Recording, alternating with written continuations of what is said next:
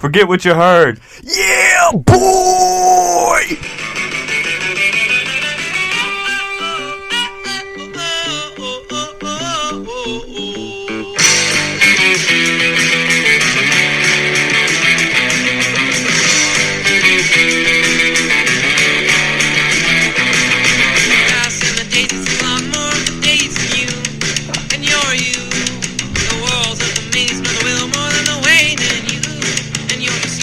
Hey everybody, welcome back to another episode of Forget What You Heard. I'm Aaron. And I'm Luke, and today we're going to be going over the NFL draft, give out some grades, give out some... Where these teams line up. Yeah, just... how they did in the draft. Certain needs, certain fits, how they drafted, where certain players landed, what that means for them in the future. Yeah, very interesting draft, man. We kind of sat down, watched the first round, and then, kept tabs of, day 2 and day 3 picks as well. Kind of focused on the 7th round, seeing certain players fall or certain players not yet drafted. It's very interesting, but, all in all, it's a pretty good draft for a lot of these teams. And it's going to be fun, man. I've been drafted once. You've been drafted once? Yeah. What do you mean? The military. Oh, really? Yeah. Sam Houston called you? No, they sent me a letter, but then I went out of the country. I probably shouldn't be saying this, but they call me the draft dodger. I just thought I'd throw that out there. Don't come after me. Statute of limitations already is up. Yeah, we got to watch out for that guy. Okay, so we have the Arizona Cardinals. They had the 16th overall pick with Zaven Collins, the linebacker out of Tulsa. Interesting fit, interesting pick in my opinion. You took Isaiah Simmons early last year to kind of be that prototypical linebacker safety type of guy. But Zaven Collins, he's a good playmaker at the linebacker position. Very similar to Anthony Barr of the Minnesota Vikings. I saw that as a kind of a comparison. But in my opinion, I think their biggest need was corner. With Patrick Peterson leaving in free agency, you have Byron Murphy, who's naturally a slot corner. They signed Malcolm Butler. Yeah, they've got Butler on one side, kind of older, not past his prime. He's past his prime now. But to bring in a young corner to kind of try to find that Patrick Peterson replacement would be more than ideal at the 16th spot. But, they took a stud linebacker here, and I don't mind it. I think it's a solid pick. Are we just going to go through each player and talk about them, or are we just going to say them all and then kind of talk about their picks? You can do that. Yeah, go okay. ahead. I think that's more efficient. So the first pick was Zaven Collins, me likey. Second pick, Little Rondale, or Dale Ron Moore from Purdue, little guy.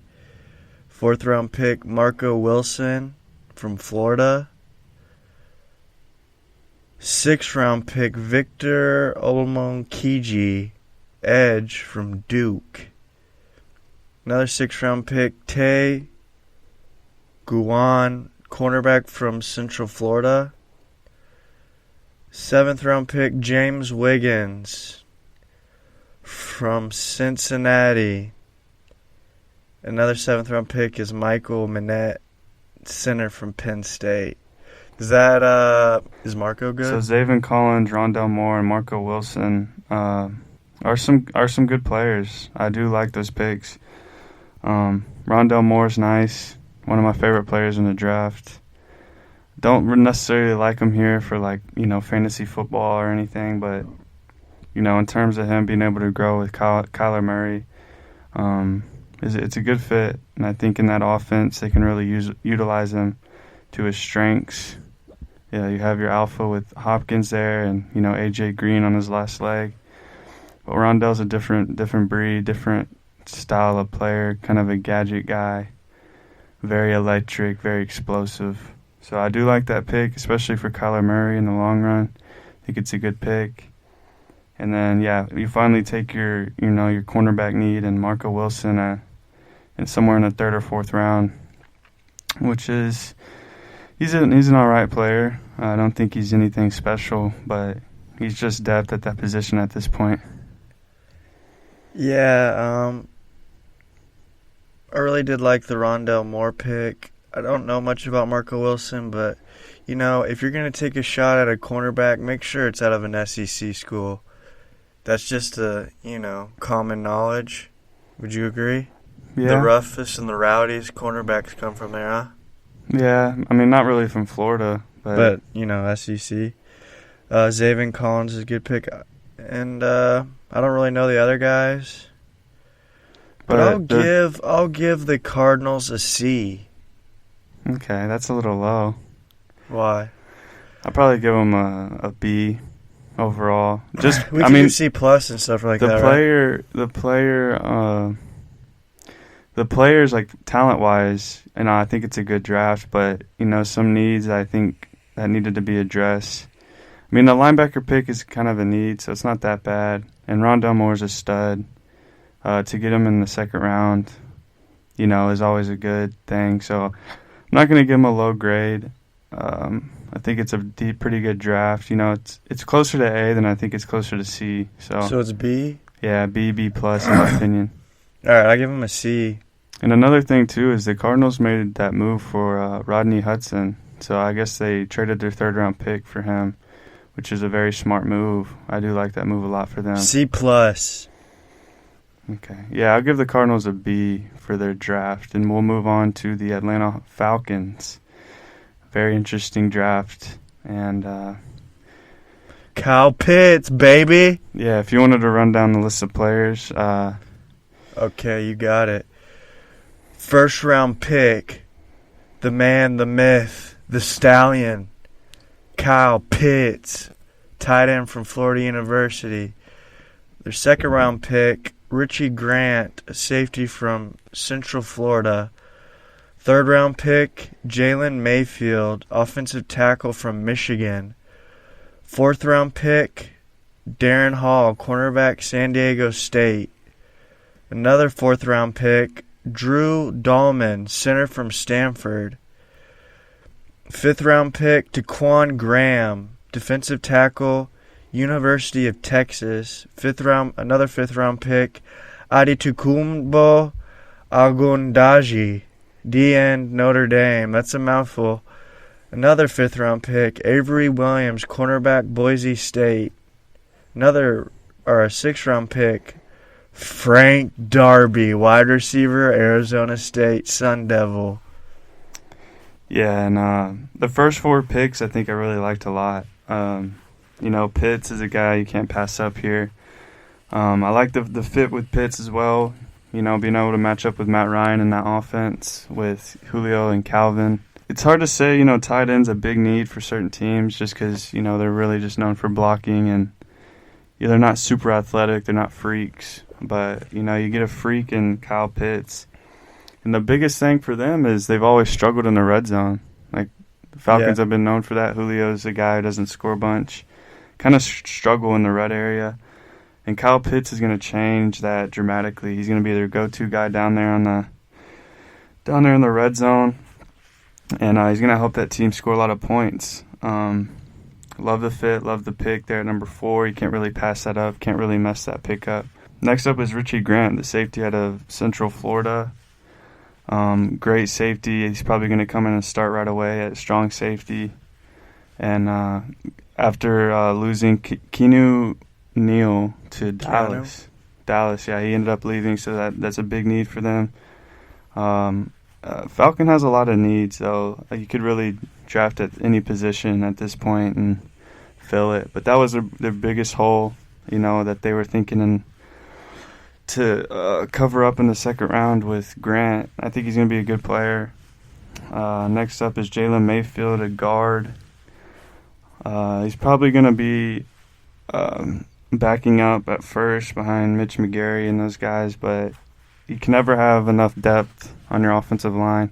And he's going to be a solid player. I like Mayfield. I remember seeing him from Michigan. He's kind of just like he's in the spotlight on that front five. Those are really the main guys for me. The other guys are just like depth pieces or just certain maybe special teamers. Nothing too crazy past those 3 or 4 picks. But Darren Hall is another corner they drafted out of San Diego State, which was a need to fill. He's very athletic, competitive corner. I think he's worthy of the 4th round pick, but we'll see how it goes, man. They kind of been missing on some of their cornerback picks, at least as of right now. We'll see how they develop, but not a bad draft. I kind of like it. What do you think? Yeah, I like it a lot. I think it filled a lot of their needs. But I would, in totality, I'll give them a B minus. Oh wait, they drafted Kyle Pitts. I'm gonna round that up to an A minus. I'm gonna give them an A. Fair. If it was just Kyle Pitts in this draft and that's all they got graded for, it'd be an A plus. But this team has so many holes to fill, and it's hard to give them an A plus when there's still a lot of holes that they gotta fill up. So I'll just give them an A. But I do like those first 4 picks that they had a lot. I think they had a pretty solid draft all the way around. Next up is the Baltimore Ravens. You want to give them the rundown? Yeah. First round pick, Rashad Bateman, wide receiver, Minnesota. Second first round pick, Odafe Owe, edge, Penn State. Yeah, it was once known as Jason Owe, but decided to go back to his original name. Nigeria, the motherland. Third round pick, Ben Cleveland, guard from Georgia. Another third round pick, Brandon Stevens, cornerback, SM Poo. 4th round pick, Tylan Wallace, wide receiver, Oklahoma State. I knew that. Round 5, Sean Wade, the cornerback from Ohio State. Interesting. Another 5th round pick, Dalen Hayes, edge, Notre Dame. Another 5th round pick, Ben Mason, fullback, Michigan. I remember that draft pick. You got to keep the fullbacks in there with them neck rolls and putting people on their bums. I like that. Yeah, Baltimore, good drafts. Lamar Jackson's got to love this draft, honestly. You line up Bateman and Tylan Wallace, very kind of stud playmaking receivers at kind of a really big need. It seems like Baltimore's kind of changing their offensive approach this year. Looks like they're going to start airing it out a little bit, kind of loosen up Jackson's Lamar's arm. buttons, yeah. Yeah. I think that's the plan. And then, getting Jason or Odafe Owe at pick 31. Odafe. Outside linebacker is a big need for them, and he's a stud. Big fan. Good fit, great pick. He's going to boost that defense for sure. It's already super strong, but he adds a next level younger guy with Patrick Queen and those guys on that back line. But and then they used 3rd picks on Ben Cleveland and Brandon Stevens. Probably eventual starters on this team at some point. I'm not a big fan of the SMU corner, Brandon Stevens. I don't think he's very good. We'll see how it goes. Right now it's just depth pieces, but Ben Cleveland could be something solid. That's for sure. And I'm sure they need guard depth. No team, like I said, no team can go wrong with that. And then the biggest gamble of them all, Ohio State, Sean Wade. He's projected to be a first-round guy a few years ago, but then he decided he wanted to try moving outside, covering the big guys on the outside, and he just looked lost. He couldn't handle it. He's more of a traditional nickel guy, which doesn't warrant a high draft pick nowadays. He's got a lot of talent. We'll see. I don't know how his work ethic is, but I will not comment on that. I'll give this draft an A minus just because of what they're trying to do. Moving forward, adding the weapons for Lamar, adding the outside linebacker, another guard, and the gamble on Sean Wade. I think it's a solid draft. A lot of upside for this Baltimore draft class. And, I like what they did, especially helping out Lamar. Yeah, I really like the draft a lot. Like you said, the weapons, they got Lamar. I also really like Sean Wade. I know he was pretty buns at Ohio State, but I think he's got the makings to be a good pro cornerback. You know, he's 6'2", like 190. He was supposed to be like the second coming of Jeff Okudah. Am I saying that right? I think he's a solid player. And just add to that defense. I don't know much about Brandon Stevens. He's got 2 first names, so we're cool. And then a special guy with 2 first names, Ben Mason. The hammer, baby. What's up with you and Ben Mason? He will put you on your backside before you have a chance to blink. That guy is a rocket launcher, and he's going to clear some holes for J.K. Dobbins. So I will give this an A- as well. I really like the draft. They got some needs. They stacked up, and they got that fullback in there. Yeah, man, I like it. Next up is the Buffalo Bills. Bills. We got ourselves a draft here, boys. First round pick, Greg Rousseau, edge, Miami.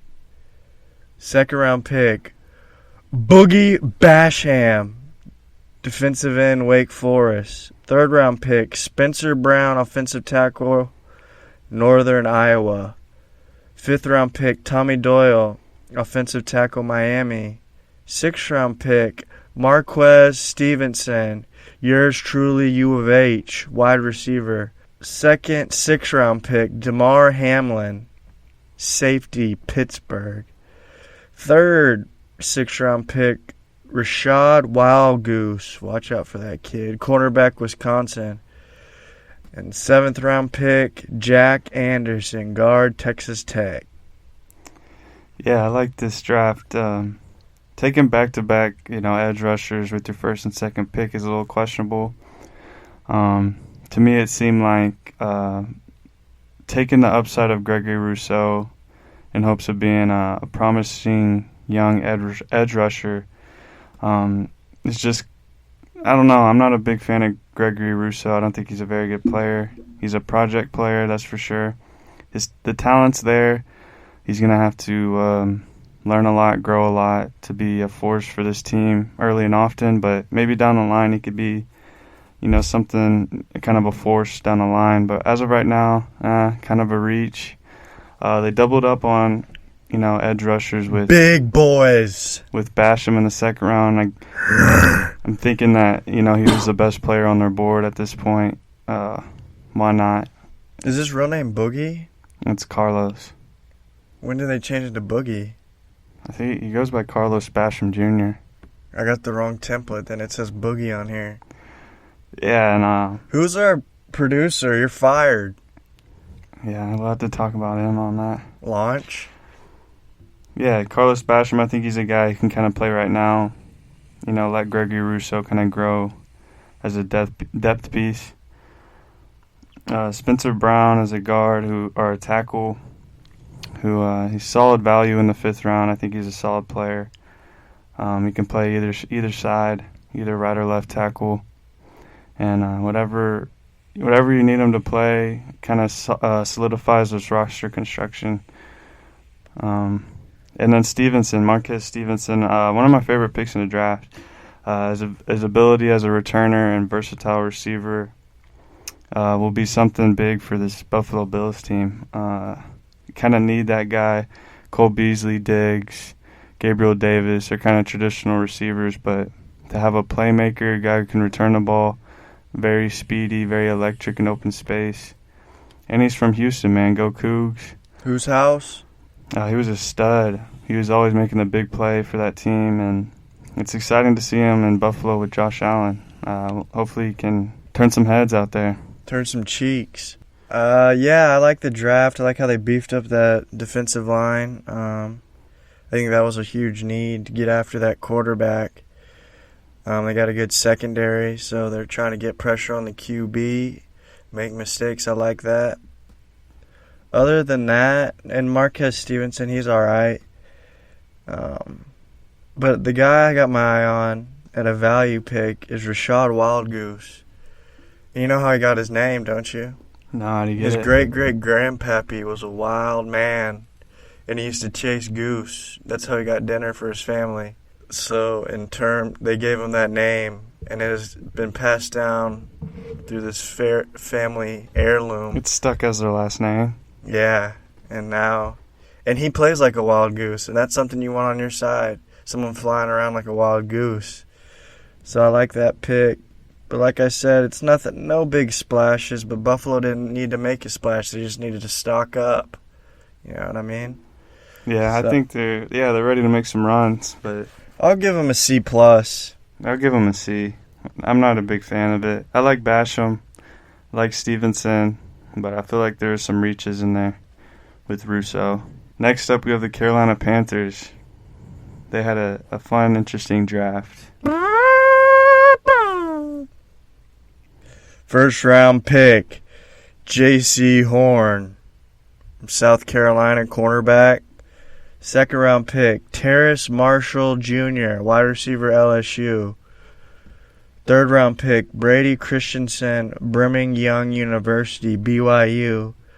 Third round pick, Tommy Trimble, tight end, Notre Dame. Fourth round pick, Chuba Hubbard. Fifth round pick, Davian Nixon, defensive tackle, Iowa. Another fifth round pick, Keith Taylor, cornerback, Washington. Sixth round pick, Deontay Brown, guard, Alabama. Another sixth round pick, Shi Smith, wide receiver, South Carolina. Sixth round pick, Thomas Fletcher, Alabama. Seventh round pick, Phil Hoskins, defensive tackle, Kentucky. Yeah, first things first, I think Matt Rule and co. absolutely killed this draft. Yeah, I didn't know they drafted this well. I'm really impressed. They had a lot of picks. Last year in 2020, they used all 7 of their picks on defensive players. So I like how with their first pick, in 2021, they got their defensive stud. They got their anchor, J.C. Horn. Their corner position, big need for them, opposite of Deontay Jackson. And then Dante Jackson. Then they just solely faced day 2, just getting talent on their offense. Terrace Marshall, Tommy Trimble, Brady Christensen, Chuba Hubbard. I love it. I love those draft picks. Christensen is a tackle, solid, reliable. He'll compete, to maybe start at left tackle from day 1. And we all know Terrace Marshall, he fell a little bit due to his injuries. But at this point in the draft, pick 59, you got to take a gamble on a talent like this. Jamar Chase opts out, alpha dog at LSU. Terrace Marshall, big guys, fast. We saw him run a 4.39. And to put him up with DJ Moore and Robbie Anderson, they're just aligning the stars for Sam Darnold. And then Tommy Trimble, a big need for them was tight end. They have Ian Thomas. They have Dan Arnold. But Tommy Trimble's the best blocker of the 3. His hands aren't bad. They'll continue to improve. He'll be the starter there eventually. It's just an all-around very, very solid draft. They found their replacement for Mike Davis and Chuba Hubbard to back up Christian McCaffrey. Chuba Hubbard's a stud. I don't know why his stock dropped so low after 2020, but he's got speed, he's got toughness, and I like it. I like this draft a lot. Yeah, and Davian Nixon too is another good player. Yeah, I like the draft. I liked how they addressed. They got some wide receivers. They got Chuba, stud running back, to back up Christian. And I noticed they drafted a lot of SEC guys, and I like that a lot. Yeah. J.C. Horn, Terrace Marshall, Deontay Brown, Shi Smith, Thomas Fletcher, Phil Hoskins. They know something, man. There's something in the water down there. Yeah, Matt Rule and those guys know what's going on. I'm a big fan of this draft for them. I don't know how I felt about J.C. Horn, but I guess they saw something. I like J.C. Horn a lot. I think Patrick Surtain's better. I think the best corner in the draft was J.C. Horn. I believe that. I don't. He's got speed. He's got it. He's got the makings to be something good. I'll give him an A, though. Yeah, I'll give him an A+. I'll give him the first A+ of the draft. Oh! They killed it. Even Deontay Brown, so late, Just Shi Smith is a good player. What about Derek Brown? And it's just, man, yeah. Derek Brown last year, stud. Free. Brian Burns. They're building something smoky. I mean, yeah, they got Sam Darn, Yeah, I like Darn. He could be good over there. Christian McCaffrey. You got to think, he goes from the Jets with his weapons to Carolina, DJ Moore, these guys over here. He's going to, if Darnold doesn't make leaps and bounds, then we know that he's maybe not all that. We know he's the redheaded stepchild if he don't make leaps and bounds. Yeah, we're going to have to swim him out. We're going to have to... Next up, we have the Chicago Bears. Next up, we have the Chicago Bears. The best pick in the draft, in my opinion, was their first-round pick, Justin Fields. Field of dreams, baby. Believe. Their second-round pick, Tevin Jenkins. Poopy Pants McGee. Offensive tackle, Oklahoma State. Fifth-round pick, Larry Borob. Guard, Missouri. Sixth-round pick, Khalil Herbert. Running back, Virginia Tech. Second sixth-round pick, Daz Newsome. Wide receiver, North Carolina. I like that. Third sixth-round pick, Thomas Graham Jr., cornerback, Oregon. Seventh-round pick from BYU, defensive tackle, Karius Tonga. Yeah, man, the Bears made up. The Bears traded up for their quarterback they've been looking for decades. Justin Fields. They did that. Justin Fields, well worth the price. Very 11th overall, he kind of slid. We were thinking, man, where's Justin Fields going to go after, we saw Lance and those guys come off the board, man. Someone's trading up for Fields. Who's going to do it? Chicago moves in. Takes him, no hesitation, easy. Finally got their guy. Love the pick, one of my favorite picks in the draft, as Aaron said. And, it gives them something the Bears to look forward to after dealing with Andy Dalton all offseason. Fields is going to come in and start day one, and he's got weapons there right now. The defense is solid. And then upgrading the offensive line was a priority, trading up for Tevin Jenkins in the second round. Not very expensive, very, very reasonable price to move up there. But to add, a franchise right tackle in Tevin Jenkins to help, keep Justin Fields standing up back there. You got the weapons for him already. You don't need to address that, which they didn't. And solid, very, very solid draft. Khalil Herbert will make plays as a rusher and a receiver for the Bears. I mean, you still have Montgomery and Cohen. But, Herbert's a depth piece. He's a good player off the bench for them. Yeah, Daz Newsome, solid late-round receiver. Kind of a tough, elusive, and kind of electric player. So, solid draft. I'll give them an A just for their first two picks alone. Fields and Tevin Jenkins were their biggest needs. They traded up for them. They got what they needed to get. And very good. 8 out of 10. I'll give them an A. Yeah, I like their draft. I think it's A-worthy. They got some sneaky picks in there. I really like Daz Newsome. Khalil Herbert, he's a good player. But yeah, just making that splash with Justin Fields really just solidified the A. And then throwing in Tevin Jenkins. Poop McGee. Yeah. They got added that toughness. Brown breath back in it. Yeah, so I'll give them an A. Good draft, boys. You don't want to be running around with the red rocket all night. Or the red rifle, sorry. Yeah, no red rocket either. Yeah, It depends. Rocket. Where we at? Cincinnati Bengal. Ooh. First pick was Jamar Chase. Second round pick was Jackson Carman, guard from Clemson. Third round pick was Joseph Asai, edge from Texas. Fourth round pick was Cameron Sample, edge, Tulane. Fourth round pick was Tyler Shelvin, defensive tackle, LSU. Fourth round pick was Deontay Smith, offensive tackle, East Carolina. Fifth round pick was Evan McPherson, kicker specialist, Florida. Sixth round pick, Trey Hill, center, Georgia. Second 6th-round pick, Chris Evans, running back, Michigan. 7th-round pick, Wyatt Hubert, defensive end, Kansas State. I could have guessed that. But there you have it, the Bengals draft. Yeah, not great. Not a great draft, in my opinion. I don't like them taking Chase over Sewell. I was saying before I'd give them an A+ if they took Sewell, but they decided to rekindle the connection between Burrow and Chase. People were saying, you can draft Chase, offensive tackles will be there later. It's a deep position. And then they draft Jackson Carman out of Clemson, offensive tackle. Kind of, I don't know. I don't really see that as a, Sewell level type of guy.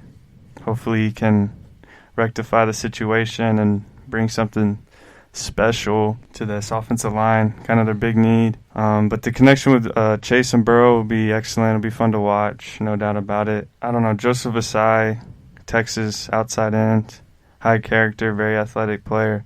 Kind of like him in the 3rd round. It's a good pick. But outside of that, yeah, not a great draft for them in my opinion. I'll give them a B-. Yeah, I'd have to echo your sentiments about Sewell, but Jamar Chase is a heck of a player. I guess they kind of address some needs. They got a kicker. Solid. Shout out if you go in the 5th round. Kickers matter. McPherson, Florida. Yeah, he's good. One time I saw him knock the top of a water bottle kicking the ball. Yeah, he's talented. How you spin it off? Mm-hmm. They taped it to the rail, like in the, in the nosebleeds, and he kicked it and it spun off. Yeah, man, that takes a... I would have drafted him number 1 overall after seeing that. Yeah, and that's why you're here and not GMing. I'll tell you what, man, that boy can kick that ball miles. But, yeah, I'm not thrilled about this draft, per se. I'm thrilled to see Jamar Chase and Joe. But I'll give him a D+. Really? That bad? What'd you give him? C. B-, I think. Okay, I'll give him a C. I forget what I said. Okay, so yours is 1 above mine. Okay. Less than 1. All right. Sorry, I'm like the Simon Cowell of grading. I don't give out A+ like a little dog. Is that a shot at me or what? Did you give out an A+? Yeah. Then yeah. I don't give participation. The Panthers killed that draft. I don't give out You know they participation did. Everyone trophies, knows man. they You got to did. earn my Everyone A+. knows the Panthers killed it. And I give them an A+. I gave him an A. Yeah, that's fine. You have to be like to get an A+ for me, you got to be dang good. That was dang good. You're not going to get better than that. Did I say dang good? I meant darn good. Next up, we have the Cleveland Browns. Browns have been killing the offseason. They're looking to win something out here. The Browns are smelling the brown air. Oh, man, there's nothing like it, man. Dang, they had a good draft. Their first pick was Greg Newsome. The second round pick was Jeremiah Owusu-Koramoah from Notre Dame, linebacker. 3rd round pick was Anthony Schwartz, wide receiver, Auburn's. 4th round pick, James Hudson, offensive tackle, Cincinnati. Another 4th round pick, Tommy Togiai, defensive tackle, Ohio State. 5th round pick, Tony Fields, the second, linebacker, West Virginia. 5th round pick, Richard LeCounte, the third, safety from Georgia. How do you say his last name? LeCount. Yep. 6th round pick, Demetric Felton, wide receiver, UCLA. Demetric. Yeah, for the Browns to have a cornerback like Newsome at 26 is a huge bonus for the Browns. He's a outside corner. They're looking to become championship caliber. And you got to have guys guard the big guys on the outside. You have Denzel Ward. You have Greedy Williams there. But Newsome here at 26 is big find for the Cleveland Browns if they're looking to go up against Tampa and Kansas City and Pittsburgh and teams like this. So great first-round pick. Nothing bad about that. But their second pick, Jeremiah Owusu-Koramoah, one of the best picks in the draft. I don't know how in the world he fell to 52. I don't think anyone knows why he fell that far. Uber talented, kind of do a lot of different things. He's kind of undersized. I guess that's his biggest knock, but he can do so many different things for this team. He's a Swiss Army knife. Great pick, good move. They don't have a great linebacking core, but he's going to come in right away and be a difference maker.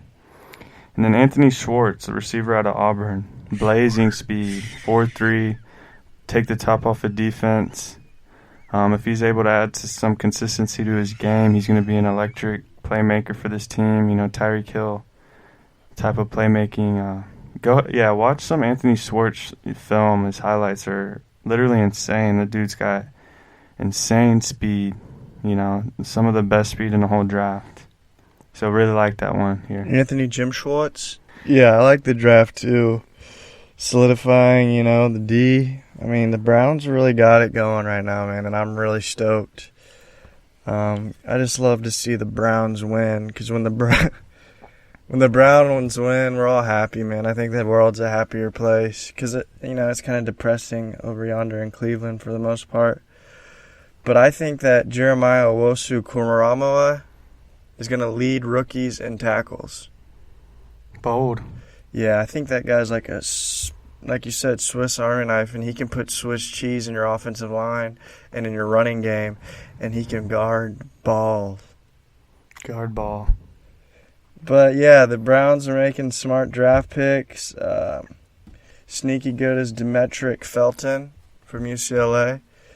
Chip Kelly don't know what he's doing over yonder, but I like that player. I've never seen Anthony Schwartz play, so. Yeah, go take a look, man. Something different. I'm going to put my Jim Schwartz on. Yeah, I'll give this an A. I'll give this draft an A. They had a lot of pieces fall to them, and they weren't hesitating to pick them. And, I'll give you a good grade for that if you're able to take good talent. I got A-, baby, because I looked that picked well. Yeah, pick well. Dallas Cowboys, man. Cowboys Nation. America's team. Dallas Cowboys, sit down. Michael Irvin's on coke again. Oh, gosh. First round pick, Micah Parsons, linebacker, Penn State. Second round pick, Kelvin Johnson, cornerback, Kentucky. Kelvin Joseph. Excuse me. Third round pick, Osa Adighizuwa, defensive tackle, UCLA. You're good at doing the names. Chauncey Golston, defensive end, Iowa. Another third-round pick. Nashawn Wright, cornerback, Oregon State. They're good at drafting the difficult names. Yeah, fourth-round pick, Jabril Cox, linebacker, LSU. Nice. Another fourth-round pick, Josh Ball, offensive tackle, Marshall. Fifth-round pick, Simi Fehoko, wide receiver, Stanford. Sixth-round pick, Quentin Bonihana, defensive tackle, Kentucky. Sixth-round pick, Israel Mukuamu, cornerback, South Carolina. And seventh-round pick, Matt Farniok, guard, Nebraska. Yeah, Dallas, they had 11 draft picks in this draft, and they did a bad job. Not a fan of this draft. I do like Jabril Cox at 115. I think that's my favorite player that they drafted here. Micah Parsons at 12. Why? He was a top 5 pick at the beginning So what of the year. you did is you had, pick number 10, traded back with Philly, let Philly get their guy. Giants trade back, get their guy. But I'm not a big fan of this Micah Parsons pick. I like it. Why?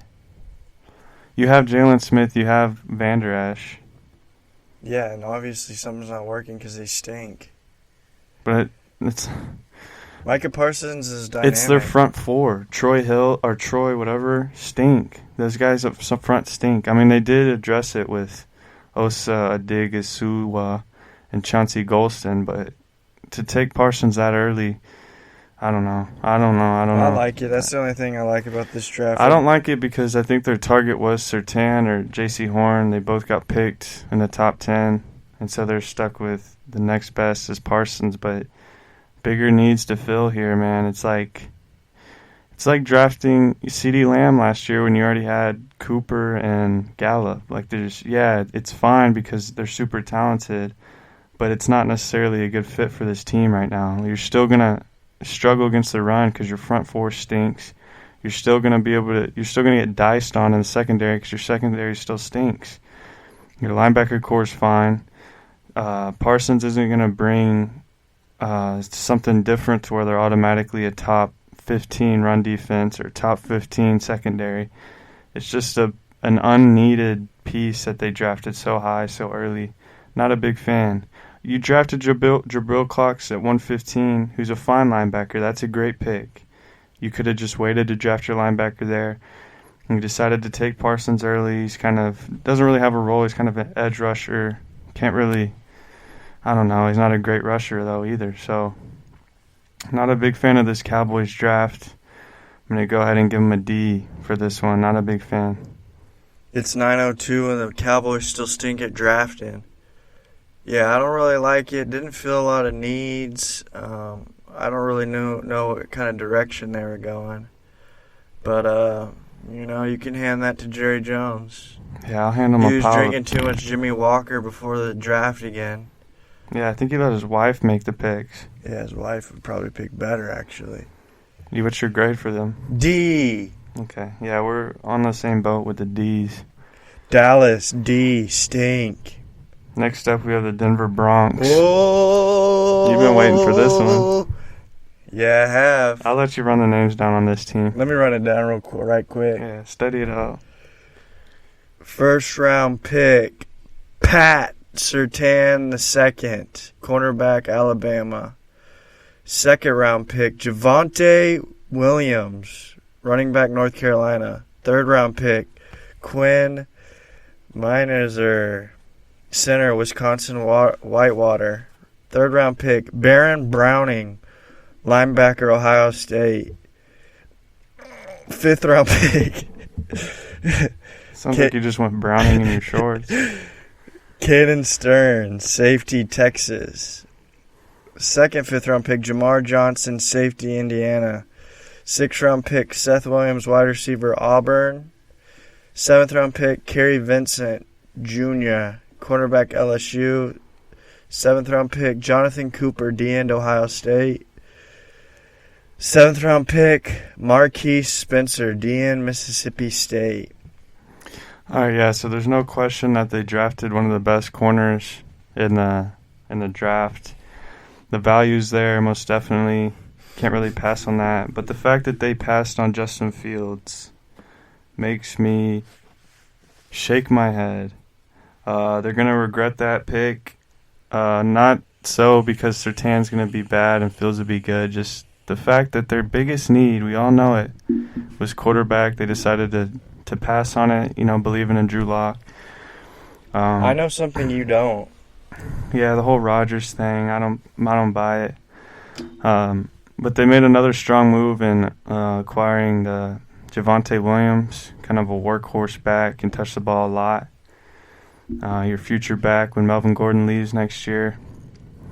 They did trade up for that pick, but not a great need, but I understand the pick. Beef burger.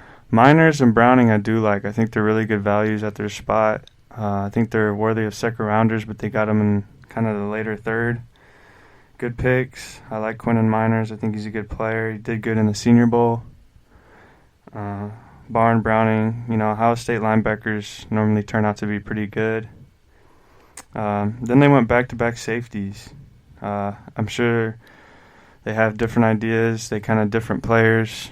Jamar Johnson's more of a coverage safety, can work in the slot. And then you have Stearns, who's more of an athletic playmaker, and he kind of fell due to his injuries and consistency.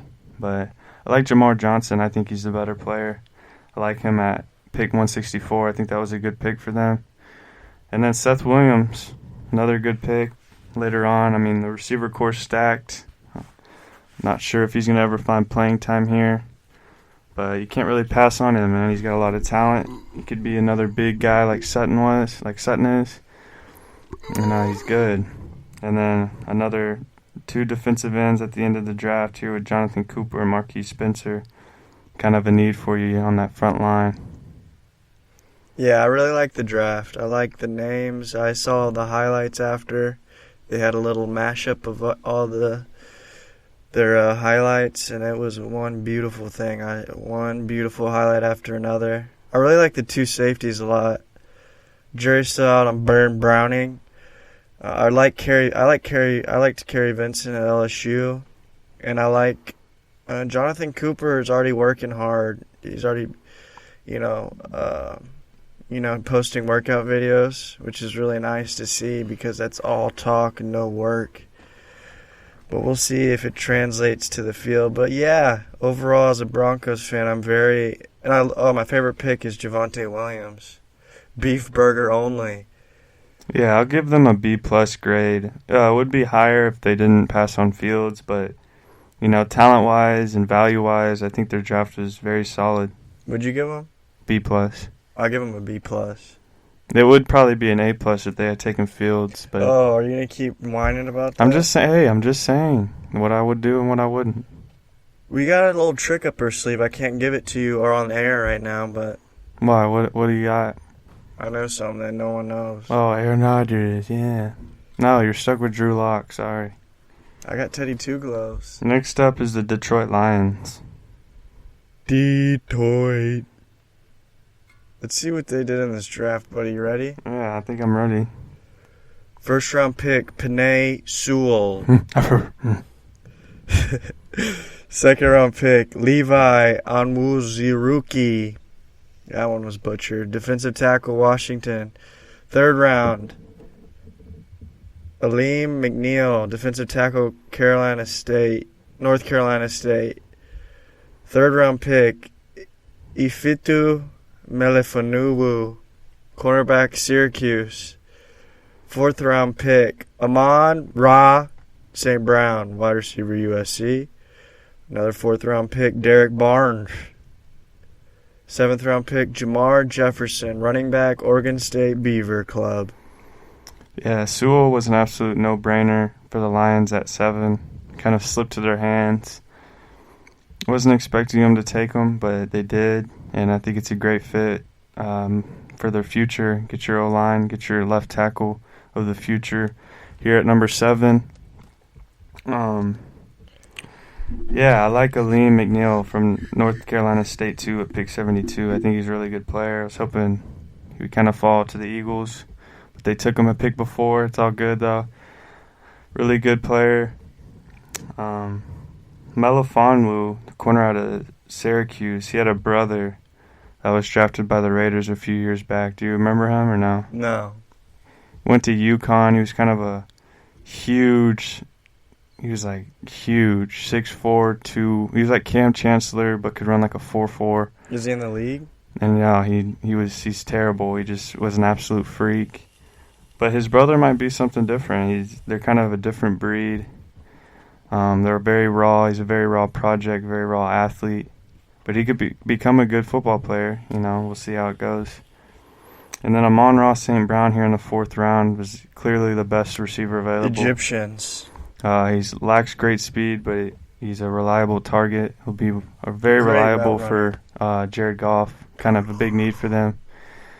And yeah, the Sewell day 1 grade, I'll give him an A+, but after that, I'll probably give him a B. So overall, I'll give him a B+.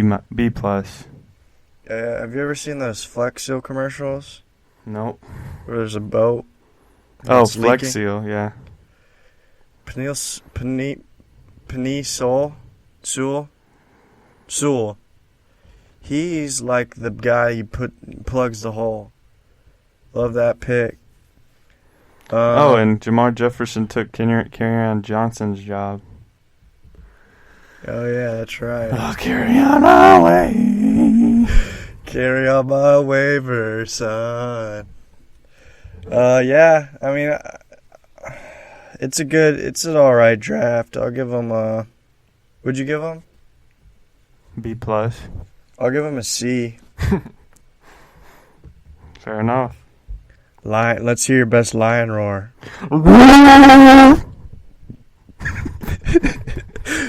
You want to hear mine? Yeah.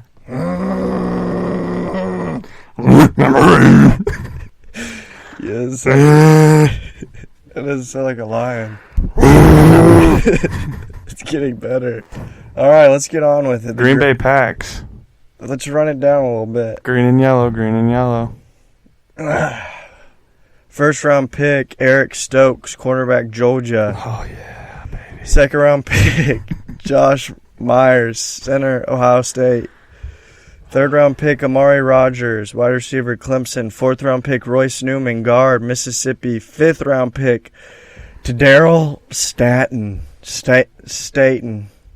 Slayton. Oh. Slaton, defensive tackle, Florida. Another fifth round pick, Shamar Jean Charles, cornerback, Appalachian State. Sixth round pick, Cole Van Lanen, guard, Wisconsin. Another sixth round pick, Isaiah McDuffie, linebacker, Boston College. Last but not least, seventh round pick, Kalen Hill, running back, Mississippi State. Yeah, cornerback was a major need for the Packers. Good draft, boys.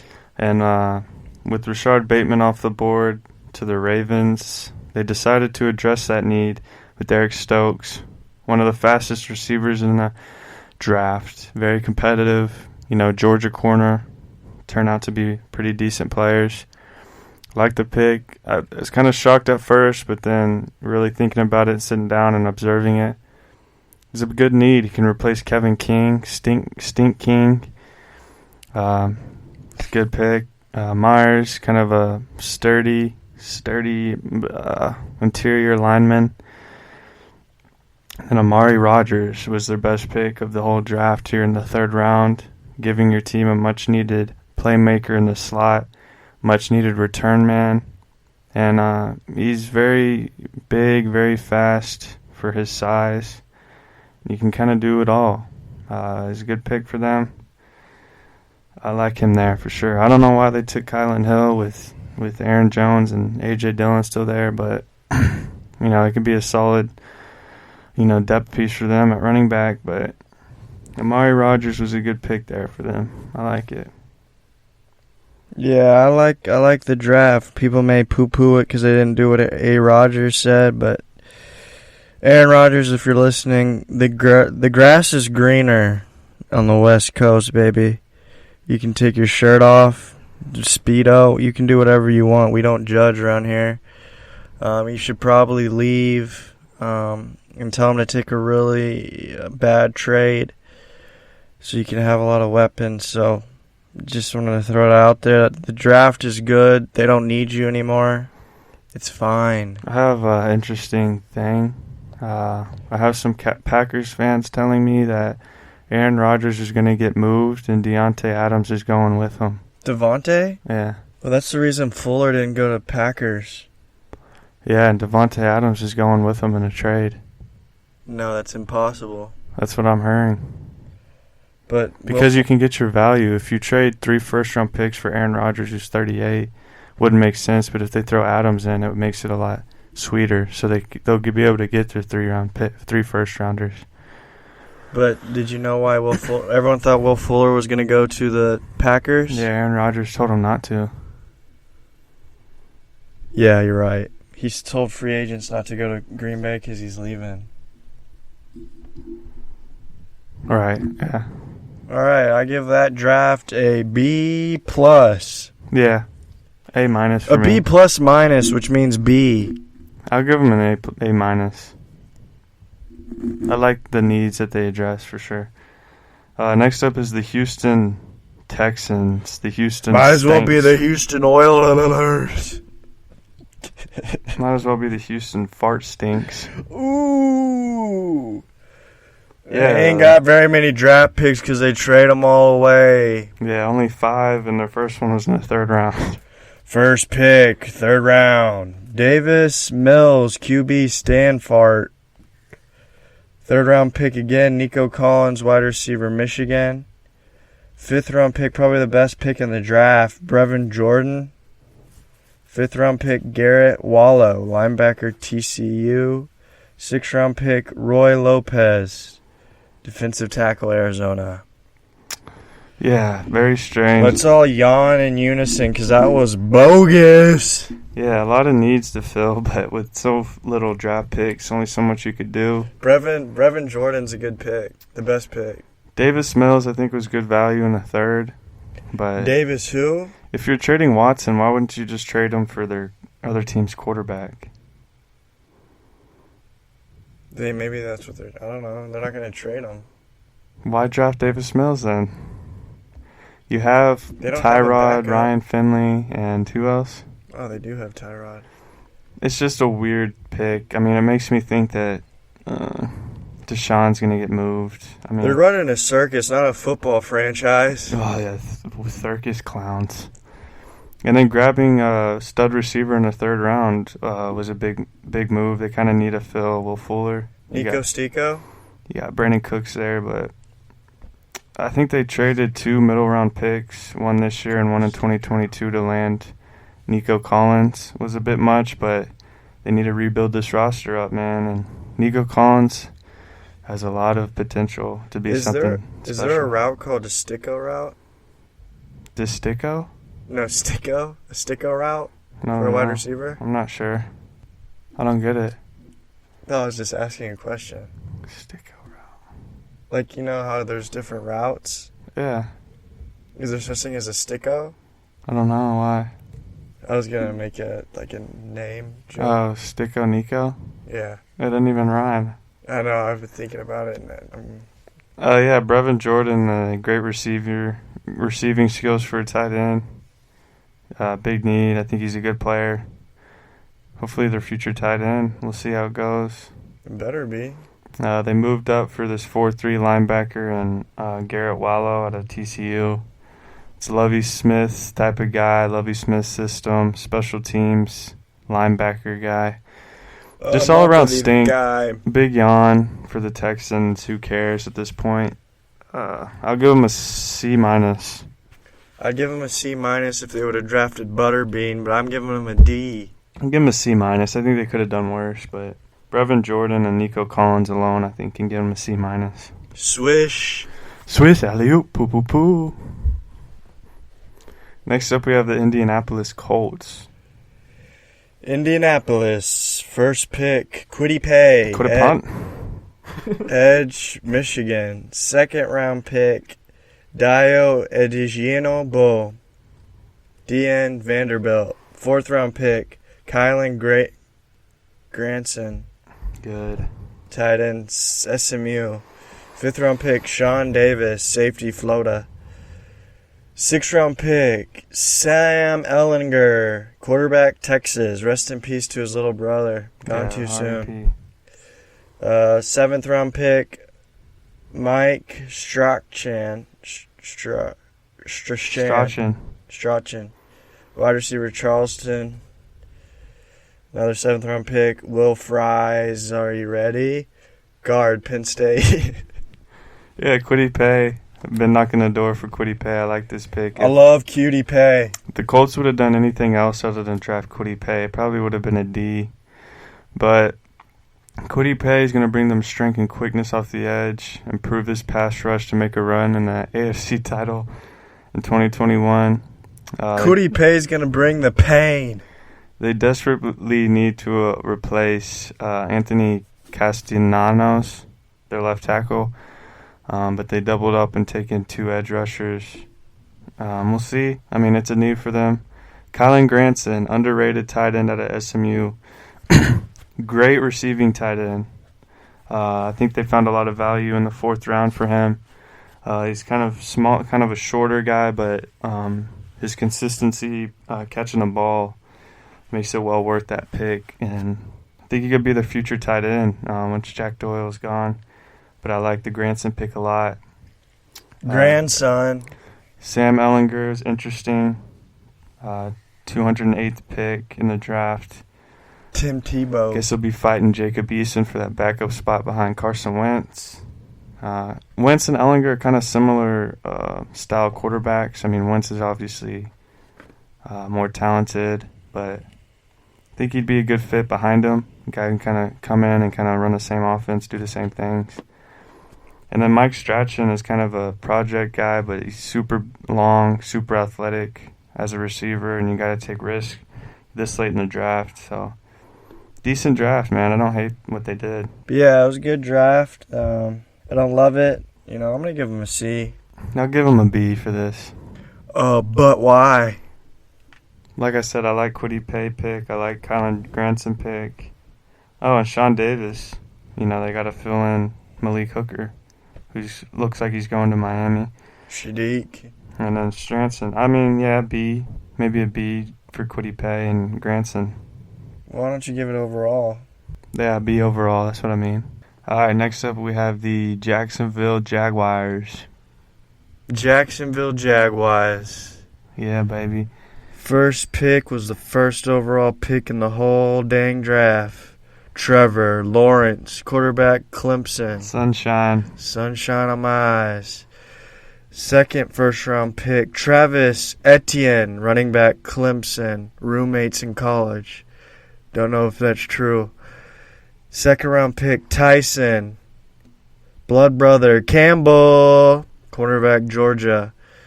Second-round pick, Walker Little, offensive tackle, Stanford. Third-round pick, Andre Cisco kid, safety, Syracuse. Fourth-round pick, Jay Tufele, defensive tackle, USC. Another fourth-round pick, Jordan Smith, edge, Alabama, Birmingham. Fifth-round pick, Luke Farrell, cat, tight end, Ohio State. Sixth-round pick, Jalen Camp, wide receiver, Georgia Tech. What are you thinking, buddy boy? Yeah, man. Jaguars fans, you got to be excited. Get your new franchise quarterback in Trevor Lawrence. The best quarterback prospect since Andrew Luck. Big get for them. The Jets kind of botched that, final few games to allow Jacksonville to slide in and get this special talent, Trevor Lawrence. Very physical. His mental aptitude is outstanding. He's going to be a great NFL passer. I believe in that. Great fit for Jacksonville.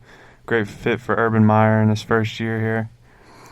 And then, selecting Travis Etienne, his teammate at Clemson, dual threat weapon out of the backfield. Big concern for James Robinson. That's why, this pick kind of shocked me. I did say in one of the mocks, so don't be surprised if they did draft him. It just seems like something, Urban Meyer was looking to do. He's trying to build up that offense, and, Etienne was the best skills, talent offensively on the board. And why not? Why not line him up with his college teammate? Give Trevor Lawrence some comfort and some familiarity in the backfield. It's going to be his show, Travis Etienne's show, sooner rather than later. He's a good player. Him and James Robinson is going to be a fantastic duo. We saw what he did last year in 2020. He's a good player. I just think it kind of hurts seeing Etienne go here because we saw what James Robinson did, but it is what it is. Tyson Campbell, good size, speed prospect with the potential to be pretty good. Decent pick, to bring in someone opposite of C.J. Henderson. And Walker Little was supposed to be one of the better tackles, but he kind of slipped due to some knee injuries. If he's healthy, he's a good player. I like the picks. They had a pretty good draft. Being able to pick first overall and have the first pick in each round is a delight, especially for a promising young Jaguars team. Yeah, I like what Urban Meyer was cooking up for the Jaguars. Like you said, Etienne was kind of a strange, shocking pick, but I think there's some method behind the madness. I think it's like Trevor Lawrence's, so he doesn't get homesick. Like he's back in college, kind of easy going. Urban Meyer's a college coach. It's kind of Urban Meyer, he's got really good relationships with a lot of college players, so I think he knows a little bit something going on with the people he drafted, and for years to come, he'll have this inside knowledge that not a lot of, because he recruited a lot of these players. I think they should have, went more defense heavy, because I mean their defense is, stink and lark. So, I mean they got some defense, but like I said, I'm excited for them boys down in Jacksonville. And you already know I'll be rooting for them boys. Yeah, it's true. It's a good point with Urban Meyer, especially knowing a lot of these talents, went scouting these players at Ohio State, and drafting one of his former players, Luke Farrell. What is it, 6th round, 5th round? 5th round. Yeah, former tight end of Ohio State. Pretty solid blocker, pretty solid receiver. Yeah, it's just interesting. He's got a lot of scouting and the college level, so a lot of these picks may be unfamiliar, or some would say reaches, but he's got a lot of insight on these players. What's the grade? I'll give him an A-. Anytime you can get a franchise quarterback, it's an excellent draft. And like you said, Travis Etienne, being a familiar target to Trevor Lawrence, I think will keep him away from being homesick, and, bring him some familiar, weapons that he's played with before, which is also a big deal for Etienne. He couldn't have landed in a better spot in terms of playing with the guy you're used to, playing with the guy who's gotten you the ball, hundreds of times. And then Tyson Campbell and Walker Little, I think, were good picks. So I'll give them an A- here. I will give them an A- as well because of the Trevor Lawrence. Travis Etienne could be a game changer. I'm not sure. I think he's going to be really good in the pros. Tyson Campbell, I'm sure, is going to be a Hall of Famer. For namesake. He's got, good bloodlines. I'll give him an A-. I mean, I'm really excited to see what turns out down in Jacksonville. Should be interesting. It's like a little college team right now. Yeah. We'll see what Urban Meyer can do with the cards he's dealt with, but we'll see how it goes. Hopefully they can be good. I low-key kind of like the Jags for some reason. The uniforms or their just logo, something. Even back in the MJD days, just kind of liked them, I have too. I always like their helmet. I like David Garrard and stuff.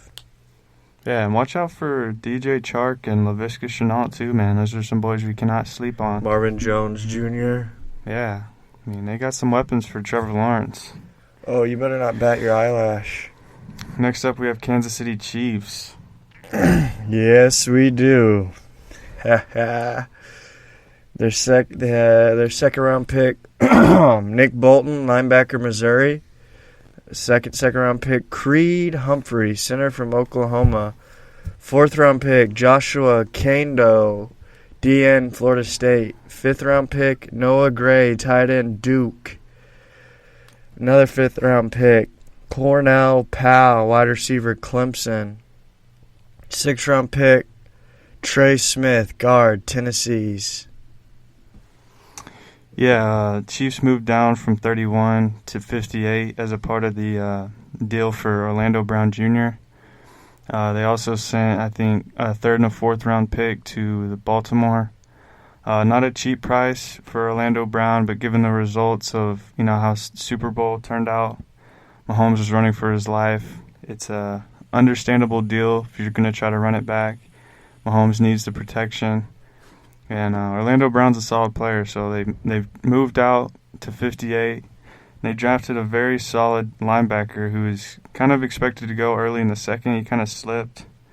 Good player, very good tackler. The Chiefs kind of need that bruiser, that brew up front, a guy that's going to make a lot of tackles, like Nick Bolton. Creed Humphrey's solid, shoring up that O-line again. Creed, think he's a good fit. I think he was a steal as well at pick 63. He's going to tighten up the middle of the line. And then the rest of the picks were basically some depth pieces with Josh Kando out of Florida State, Noah Gray, tight end out of Duke, who is a very good receiver. Watch out, maybe the next Travis Kelce. And then Clemson receiver Cornell Powell. I like him a lot. He played really good for Clemson. You know, Clemson's known for producing solid receivers.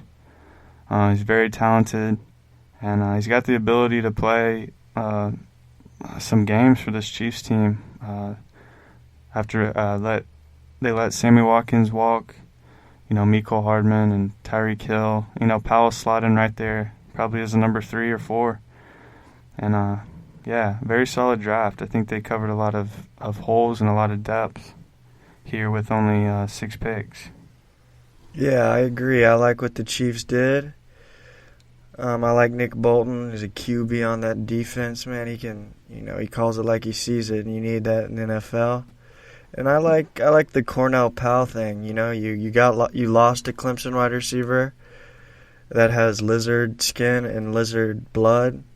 That's kind of sketchy. I would have let him go too. And they got a new warm-blooded Clemson wide receiver in Cornell Powell, which is great. And the Noah Gray pick was interesting. Is he white? Let's take a gander right quick. Yeah, he sure is. Wow. Yeah, they're going for a little Travis Kelce doppelganger. I like that. And I just want to point out an interesting fact about Creed Humphrey. His favorite band is actually Creed as well. His favorite song is With Arms Wide Open. So he should be fine in the NFL if you ask me. But I'll give, you know, I like it. You know, nothing too wild. They didn't, you know, they stuck to their, you know, their plan, which I respect. I'll give them, you know what, I'll give them a solid B. Yeah, given they didn't have any first-round picks, I'll give them a B+. I think they did good filling the depth needs and just picking up some solid players at solid values. So B+ for me.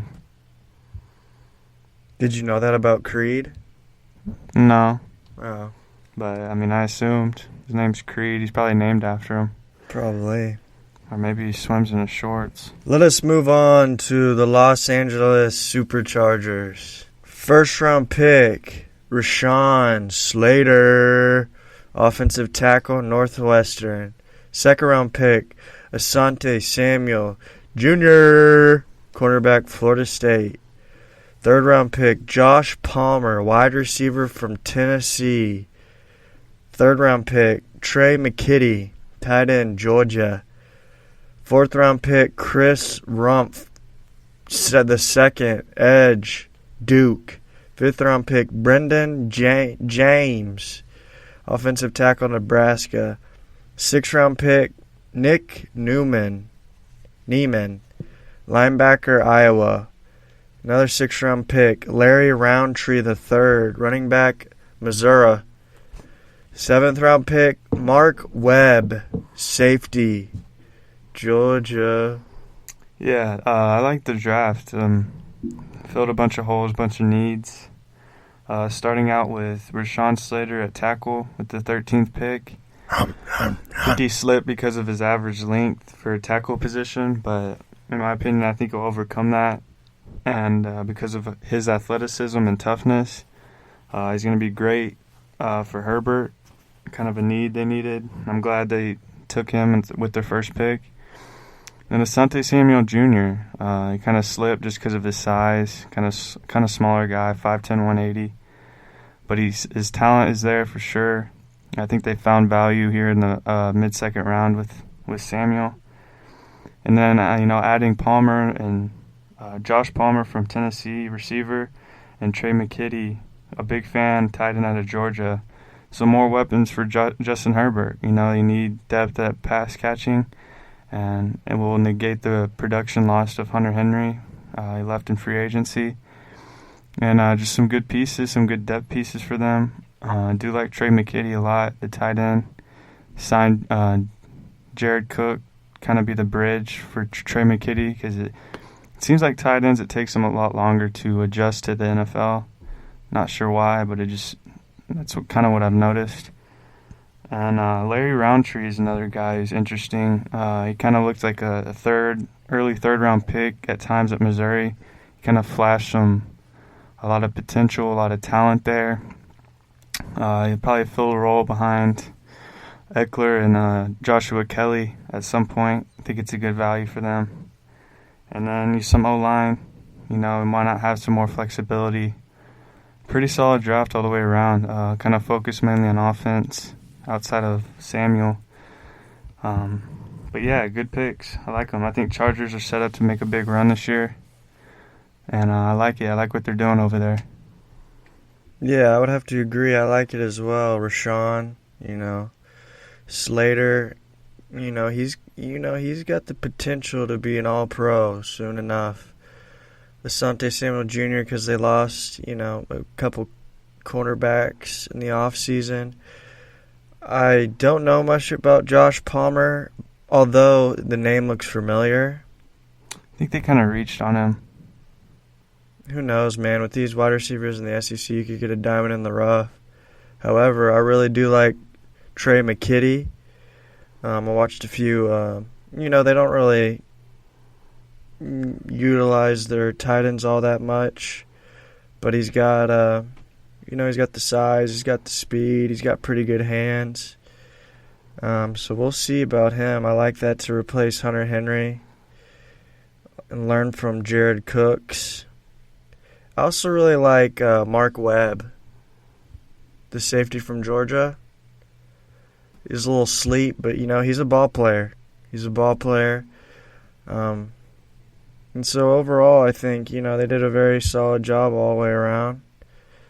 And I'm going to slap something on them. B+. Okay, yeah, not bad. I'll give him an A-. Kind of around the same territory. But again, like I said, I like the picks. I like what they're doing. The only issue I had was the Josh Palmer pick. I could be wrong, but to me it seemed like kind of a reach there at 77. But outside of that, man, they really did a good job of, bringing in depth pieces and, guys who can eventually turn out to be good players for them. So A- in my opinion. Great. On to the Rams. Second round pick, Tutu Atwell, wide receiver, Louisville.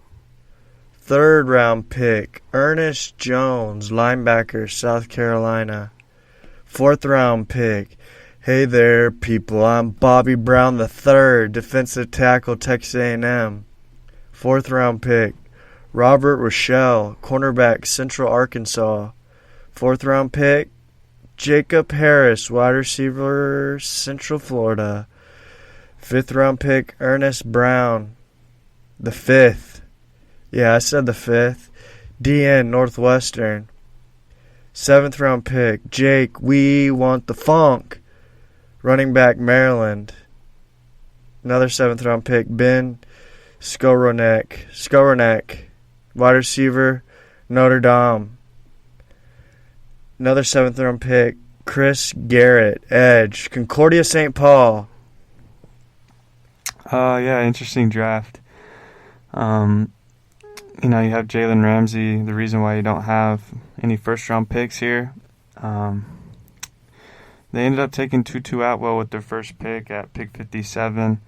Very explosive, but extremely small, 5'9", 155, kind of concerning. Kind of a Tavon Austin type of vibe with this player here. I don't know. I think it was kind of an early reach. You took Van Jefferson early last year as well. I think in the second round, maybe third. You signed Woods to an extension. You still have Cooper Kupp, Van Jefferson. I don't understand this pick that much. I guess they're just looking for more playmaking. Oh, also signed Deshaun Jackson. They're just trying to bring weapons in for their new Matthew Stafford. And not a big fan, but I guess, at pick 57, it's fine, I guess, so late in the draft. They also went with 2 defensive linemen to kind of add that, extra element, extra depth piece for this very strong defense. And they need a replacement for Michael Brockers, who was traded to the Lions. I do like Ernest Brown IV. Solid player. It'd be a great depth piece for them. He'd probably start at some point for them. That is the 4. Sorry. Bobby Brown out of A&M, big boy. I took him in the third, and then Ernest Brown went in the fifth. We'll see where it goes. I took another D-end out of Central Arkansas, Robert Rochelle. He's expected to go in the fourth round, but like I said, just looking for depth at this point. You kind of have most of your positions lined up, ready to roll for this year. Rams are going to be very competitive this year. Just on the hands of replacing Goff and bringing in Stafford, seeing what he could do with those weapons. And then, we already know their defense is one of the best in the league. So use this draft to get some depth pieces, get ready to fight this year. And I think they did a good job at that. So I'll give them an A- for this draft too. Oi. Yeah, I didn't know Tutu was so dang little. Yeah, he's a little guy. What do they want him to do? I guess like Tavon Austin. It must seem like Les Snead, Like their a gadget GM. player? Their GM's really into the little playmaking guys. Well, I guess they don't really have a guy like that. Yeah, well, I like the Bobby Brown pick. Learning next to Aaron, Don. If Aaron's causing a ruckus, man, it makes Bobby Brown's life a lot easier as a rookie, and learning under him will be, good. As far as, I don't really know about how is Ben Skowronek any good? No. He can block though. That's all I can say. He's a really good blocker. He puts his head down. Yeah, but overall, I mean, it's not. It's not wowing me. But like I said, they don't need big moves. They, like Luke said, depth is important, and I think they met those goals. And I'll give them a solid slap on the wrist, B+-. B+-, you heard it there. Which equals B. Cancels it out, baby. Did you do the math? I didn't want to use my brain for that one. Oh, yeah. Tell you what. Dark. All right, well, who do we got next on there? The Sin City Raiders. Las Vegas Raiders, baby. I was just there. No one's repping them down there, man. That is the Dallas Stars. They really like the Golden Knights. Like, everyone had Golden Knights merch. Yeah, All no right. one cares about John Gruden. Yeah, who cares about that Chucky-looking freak? First round pick, Alex Leatherwood, offensive tackle, Alabama. Second round pick, Trevon Moehrig, safety, TCU. Third round pick, Malcolm Kuntz, edge, Buffalo. Ooh, that's giving me flashbacks. Third round pick, Divine Diablo. Wow, what a name. Wow, it's like an oxymoron. Safety, Virginia Tech. Fourth round pick, Tyree Gillespie, safety, Missouri. Fifth round pick, Nate Hobbs, cornerback, Illinois. Seventh round pick, Jimmy Morrissey. Jim Morrison. Jimmy Morrissey, center, Pittsburgh. Yeah, first things first, Alex Leatherwood going 17th overall was a bit surprising. He's kind of a later first, early second round guy. A lot of people didn't like it. Christian Darrisaw was another guy on the board at that point. If you're going to go tackle, you want a guy who can come in and play right away. I think Leatherwood, he could probably play right tackle right now, but I'm assuming Colton Miller is going to be your left tackle long term. You let Rodney Hudson go. You let who is the other guy? Oh, Gabe Jackson. Kind of trying to restructure this offensive line, letting some of these old guys go. But in my opinion, I think you could have waited for Leatherwood. Taking him a bit early was not a shock, but it was surprising with a better tackle on the board at that point with Darrisaw. The second pick, they traded up for Trevon Moehrig. He's a good player. I do like him. Still wishing he would have went to Jacksonville. But I think his back injury, kind of made him slip. I don't think we knew at the time because they weren't releasing, some of their injury reports. But I think it's a good move for them. I think he's going to be a solid player opposite of Jonathan Abrams, another safety they took 2 years ago, who looks like a solid player. They mostly went defense here. They took Alex Leatherwood and then straight defense after that, some depth pieces. Oakland's defense has kind of been very inconsistent up and down throughout the years. Let's bring in some guys. Let's bring in some depth pieces behind our starters, and hopes maybe one of these guys can hit some strides and turn out to be star players. Just a lot of strange things. I don't know. It's John Gruden. I don't know what to think about the Raiders no more, but I am intrigued by Divine Diablo, though. Yeah. Is he good or is he evil? We'll have to wait for Sundays to find out, everybody. Maybe he's a good guy off and then a bad guy on the field. I like the way you think, man. That was a really good one. I bet you that's what he said in his interviews. That's why he got drafted in the third round. Yeah, that sounds like something John Gruden would rub one off. He'd be like, yeah, come on, brother. You're on the dark side now. But, yeah, I mean, it's the Raiders, man. I don't got much to say. Leatherwood was a reach. Like you said, they had Darisaw. I mean, I think the Tevin Jenkins guy. Yeah, go get Tev Jinks, poo-poo panties. I mean, you know how Alabama's kind of, they look good in college, but then when you get into the pros. I think he's a good player. I just think 17 was a little early. I think he probably could have fell to them in a second. Yeah, well. Like, go Darisaw, man. Just a guy who can flip it out there right now, Yeah, but the Raiders don't think very logically. That's facts. But I do like Trayvon Moehrig, though. Yeah, I think that's an A pick, in my opinion. It's a good And Malcolm Concy, man.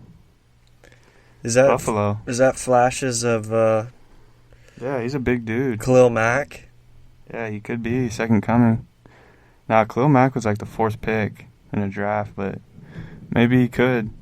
Khalil Mack can rub some of that Buffalo juice on him. Oh, you don't want none of that Buffalo juice, man. But overall, I think I'll give this team a C+. Like I said, reach on Leatherwood. He's going to be fine, I think, but other guys still there. Moehrig is a great pick, and then the rest is a C. So I'll give him a C+. I'll give him a C-. All right, yeah. That's fine. Chucky stinks. Mike Mayock doesn't know what's going on. It's disturbed. Yeah, man, they need to. I wouldn't be a Raiders fan if I lived in Vegas neither. I don't blame them, honestly. I'll go dance with the Dallas Stars, Golden Stars, whatever. It's the Golden Knights, man. Yeah, let's go dance on them. Good people, man. What's up, Miami Dolphins? Looks like we're on the Dolphins. Are we on Vice City? Oh, no. First pick, Jalen Waddle, wide receiver, Alabama. Second first-round pick, Jalen Phillips, edge, Miami. Second round, Javon Holland, safety, Oregon. Second round pick again, Liam Eichenberg, tackle, Notre Dame. Third round pick, Hunter Long, tight end, Boston College. Seventh round pick, Larnell Coleman. Offensive tackle, Massachusetts. Another seventh round pick, Jared Dokes, running back, Cincy. Yeah, Dolphins took some big swings on some two talented players in the first round. Two injury concerns. If they hit, I think Miami's going to be right there in the playoffs, man. I think, Jalen Waddle adds that next level for Tua. Very explosive, Tyreek Hill type of guy. Before the injury, I think we knew him as the number one receiver in this class. He came off the board number 2 behind Jamar Chase. Yeah, very exciting player. I love that for Tua. I love how the Dolphins are really, trying to build up that offense. Tua's finally getting an off season to work out rather than having to rehab. I think it's going to be big for him. He looks like he's been working out real hard. He looks juiced. He looks ready to kill it this year. And it's exciting. So the first pick, 6 overall, they traded back up to get a weapon here. And it was Waddle, best available on the board at this point. And I think it's a good fit. I love the pick. Waddle, baby, Waddle, baby, Waddle, baby, Next Waddle. up, Jalen Phillips, injury concerns, absolutely crushed his pro day. Very talented player. They need an edge rusher off the end. Been looking for one ever since Cameron Wake had left a few years back. And I think Jalen Phillips has the talent to be one of those type of guys if he's healthy. I think he could affect this team in a positive way very fast. Javon Holland is another talented player, solid pick, in need of areas. I like him a lot. He's a good player. He's going to be good. I think he can start from day one here. Good pick in the third round. Good pick in the second round, actually. My bad. You're welcome. Itchenberg, solid pick too. Just sure up some depth on that O-line. I think he's solid. I think he could actually start in the NFL today. Hunter Long, that's an interesting pick. Should help their tight end position behind Mike Gesicki. If he leaves in free agency, Hunter Long, if he's able to develop in his first year, he could be his replacement. I think it's solid. I honestly think he's a good player, especially at 81. Larnell Coleman, tackle, just depth as well. And then Larnell? Jared Dokes. They didn't draft a running back. I guess they're putting it all in the hands of Malcolm Brown. Myles Gaskin, I think, they're going to try to ride him out. They did draft a running back. Yeah, Jared Dokes. Yeah. But really late in the 7th round, so I guess it's all, they're going to ride Myles Gaskin. We'll see how that goes, but don't be surprised if Jared Dokes in there knocking on the door, so we'll see. I liked it. I think they had a great draft all the way around from top to bottom. Every pick, I think they smashed. One of the better drafts in this whole draft. Oh, I'm looking up and down this draft class, and my mouth is salivating. It looks like they hit on every pick. I'm proud of the Dolphins after being in the gutter for so long. They got Jalen Waddle. Oh my gosh, that wide receiver core is disturbed. Yeah. Jalen Phillips is a project, but boy, if he turns out, that's going to be a scary boy over there, man. And he's in his hometown, man. Javon Holland's the little, shifty playmaker back there. And of course, offensive tackle Notre Dame, Liam Itchenberg. Great pick to protect Tua, or should I say Tuta. Hey, you're going to be eating those words. No, I mean, he's been known to be a little stinky in the locker room. He gets nervous before games. But yeah, I like the pick, and I'm gonna give him the A. Yeah, I'm in the same boat, man. We'll take the A train out. A train, baby. Hee. Let us move on to the Minnesota Vikings. Yeah. First pick, Christian Darrisaw, offensive tackle, Virginia Tech. Third round pick, Kellen Mond, quarterback, Texas A&M. Third round pick, Chaz Surratt, linebacker, North Carolina. Third round pick, Wyatt Davis, guard, Ohio State.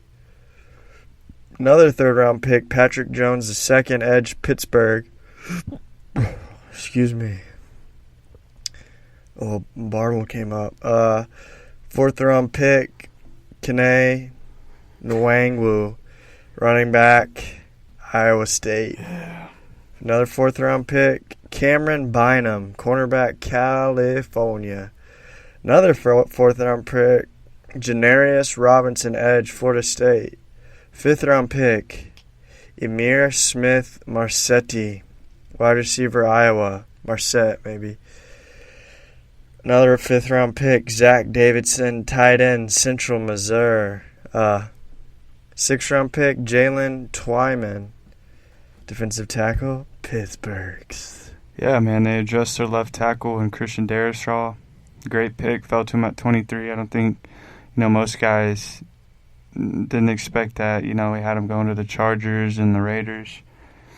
Was reports that Minnesota was going to take Justin Fields. There was reports if Justin Fields fell to them, they would possibly trade up or, draft him at 23. Chicago made a move for him, so they settled for Kellen Mond. Some much-needed depth behind Kirk Cousins. Possibly competition. Who knows? Kellen Mond's got a big arm. He looks really good in his pro day.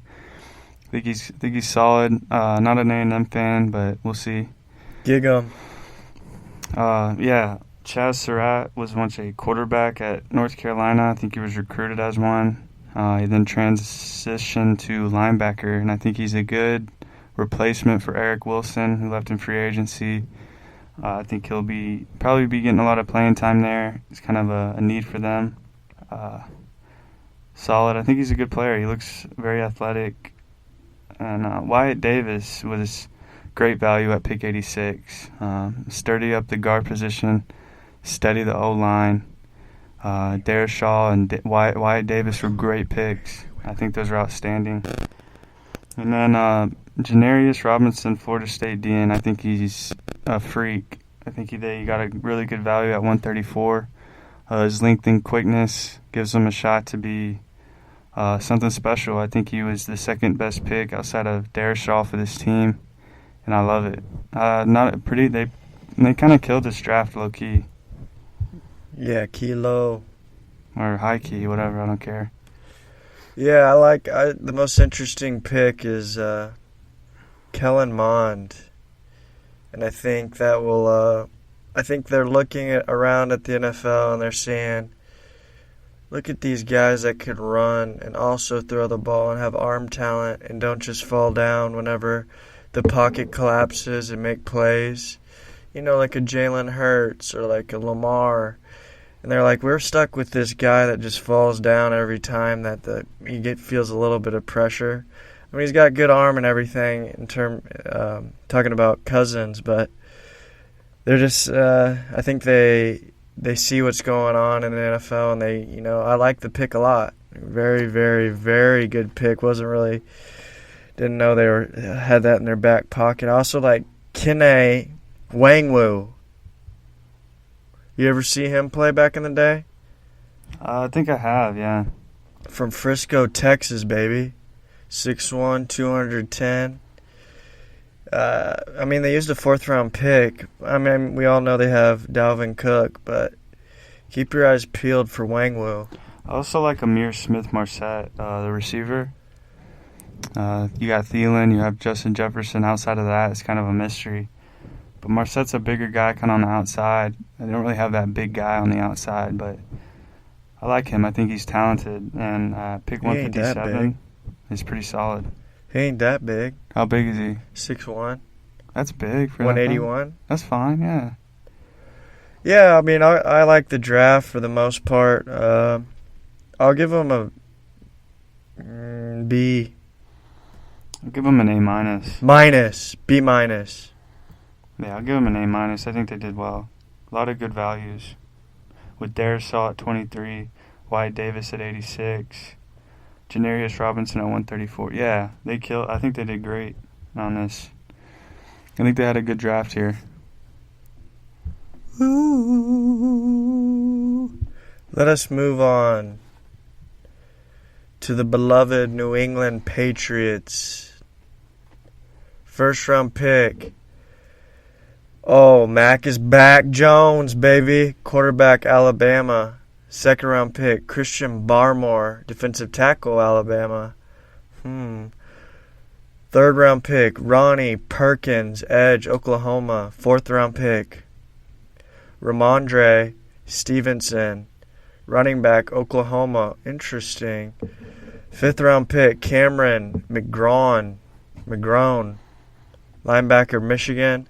Sixth round pick, Joshua Bledsoe, safety, Missouri. Sixth round pick, Will Sherman. Yeah. Offensive tackle, Colorado. Seventh round pick, Trey Nixon.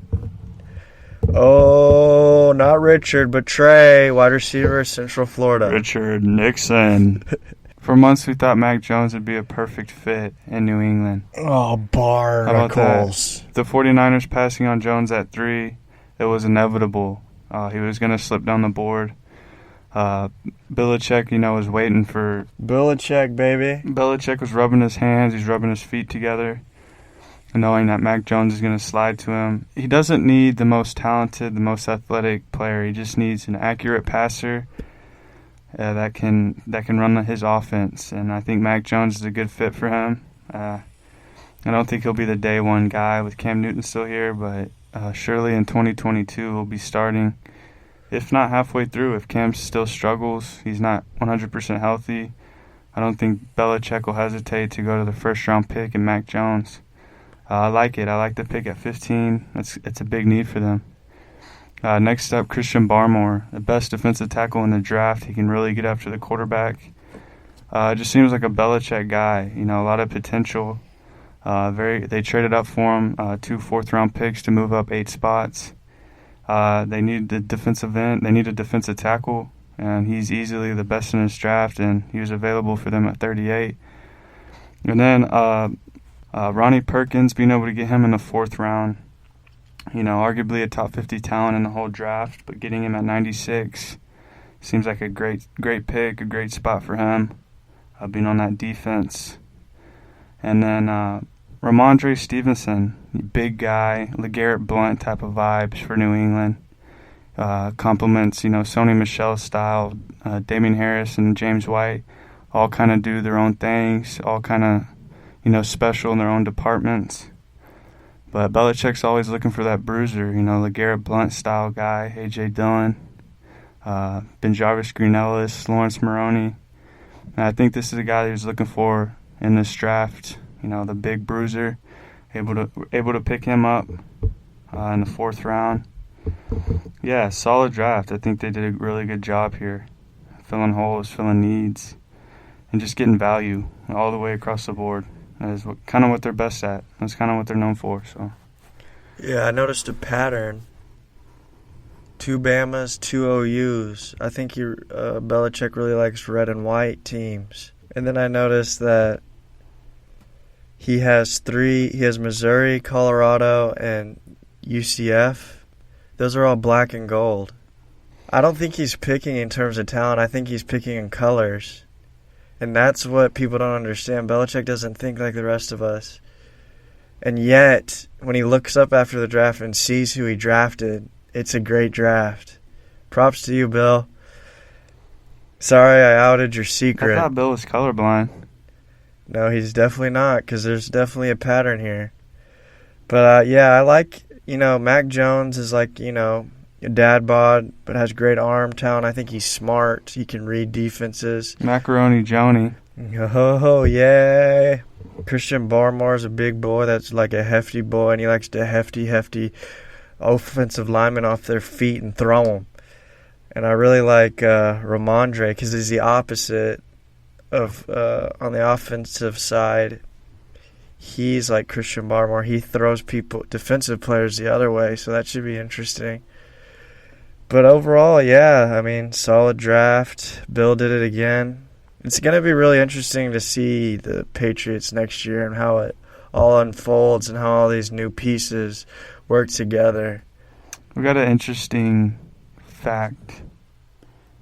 Ramondre Stevenson beat out Trey Sermon at Oklahoma, forcing Trey Sermon to go to Ohio State. Wow. Yeah, I love that one on I thought Trey Sermon had off the field issues. Yeah, he did, but still he couldn't. He wasn't the main guy. He's always getting carries and stuff taken away. I thought he was one of the higher people in the Gangster Disciples. Yeah, he probably was. Well, I'm glad he turned his life around. He's a great running back. Shout out Sermon. Yeah, overall, I'll give him an A for this draft. I like it. I will give them an A-. Okay. Because he didn't actually know the players. He just drafted colors. Shoot, I'll give him an A for that. Heck, man, I actually just moved it up to an A because of that. Yeah, that's a God-given ability. Did you think about that whenever you saw the picks? I noticed back-to-back Bama, back-to-back Oklahoma, but then... Did you think about the black and gold? Didn't think about the color schemes. No, I didn't. But he could be onto something. I'm telling you, man. Bill Belichick's unlike Bill's anyone. an extraterrestrial, man. Yeah, he and Josh McDaniels are probably doing some experiment research on their players.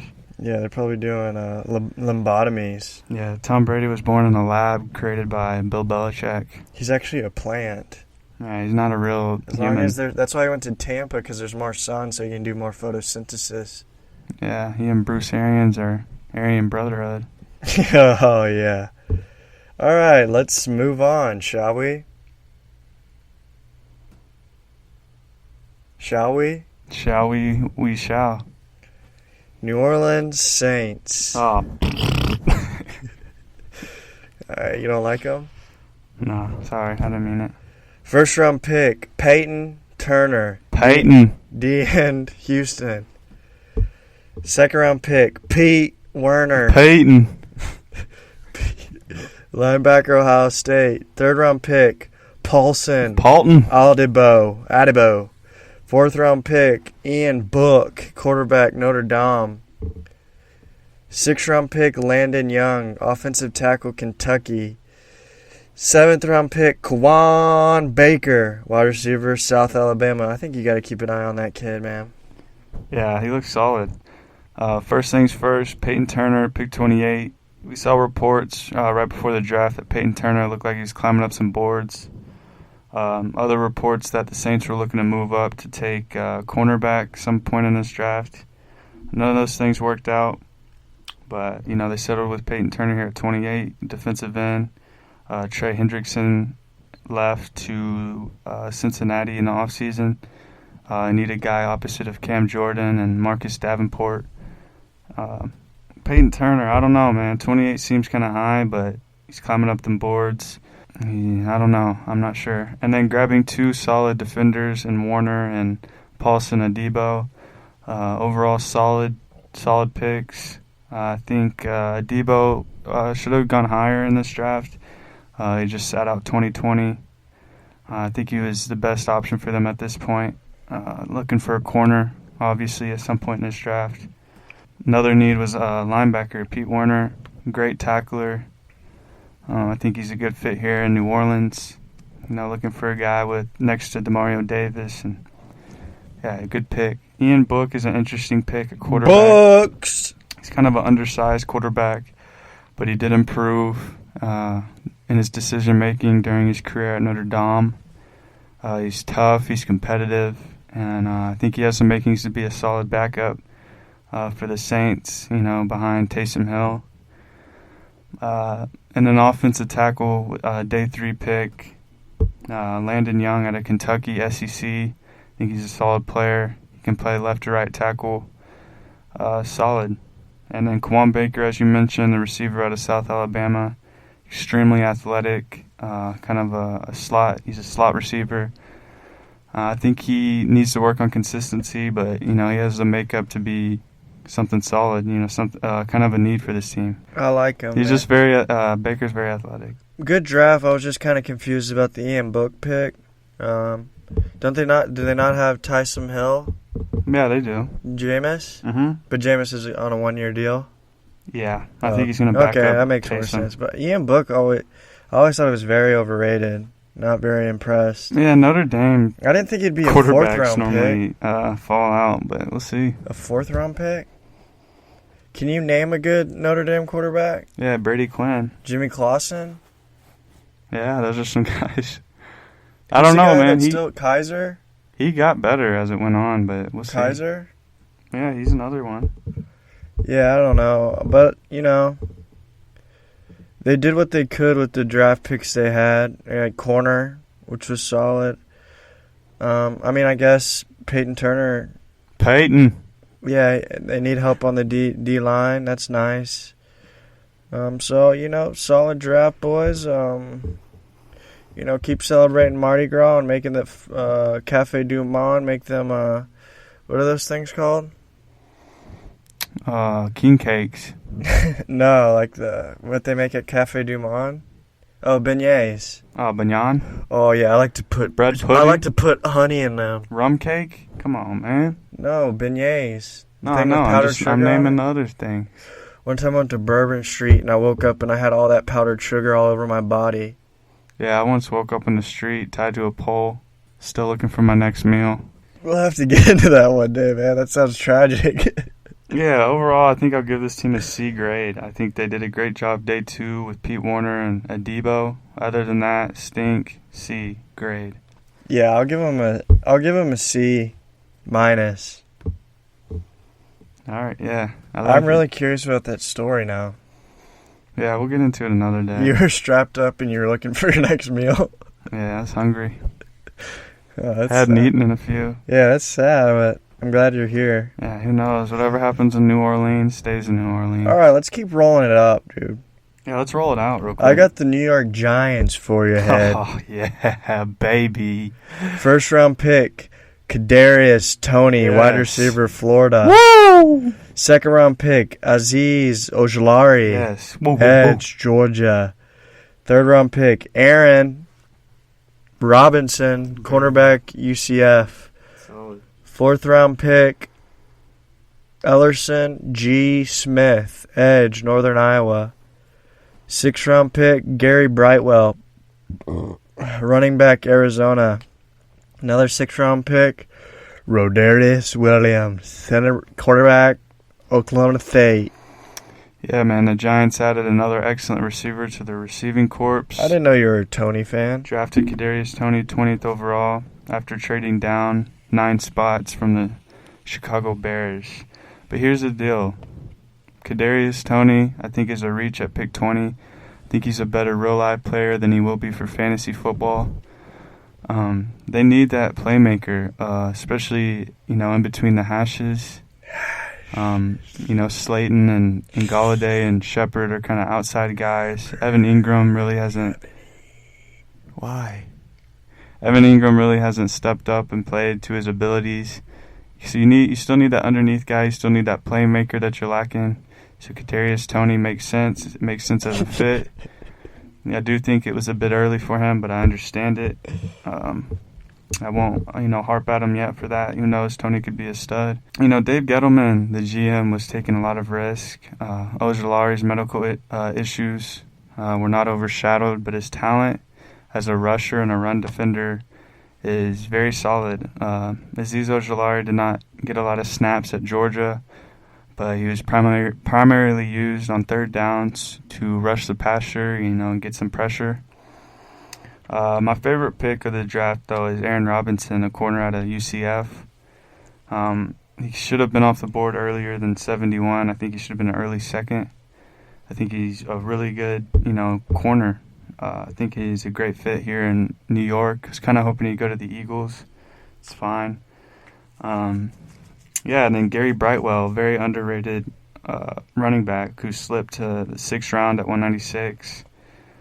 He's kind of a complimentary back to Saquon. We all know Saquon's the main guy, but, Brightwell was much a former receiver, so his quickness and his ball security and his ability to catch the ball out of the backfield, will be a great, change of pace back to the one and only Saquon.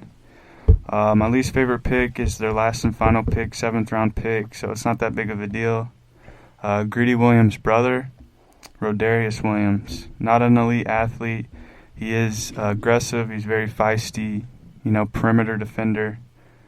But they say he could have gone earlier. I don't think he's going to be that good in the pros. But I guess it's fine with your last and final pick. But, overall, they kind of killed it. I think they had a great draft. And, what are your 2 cents on the Giants? When was the last time the Giants took a wide receiver in the first round? Odell Beckham.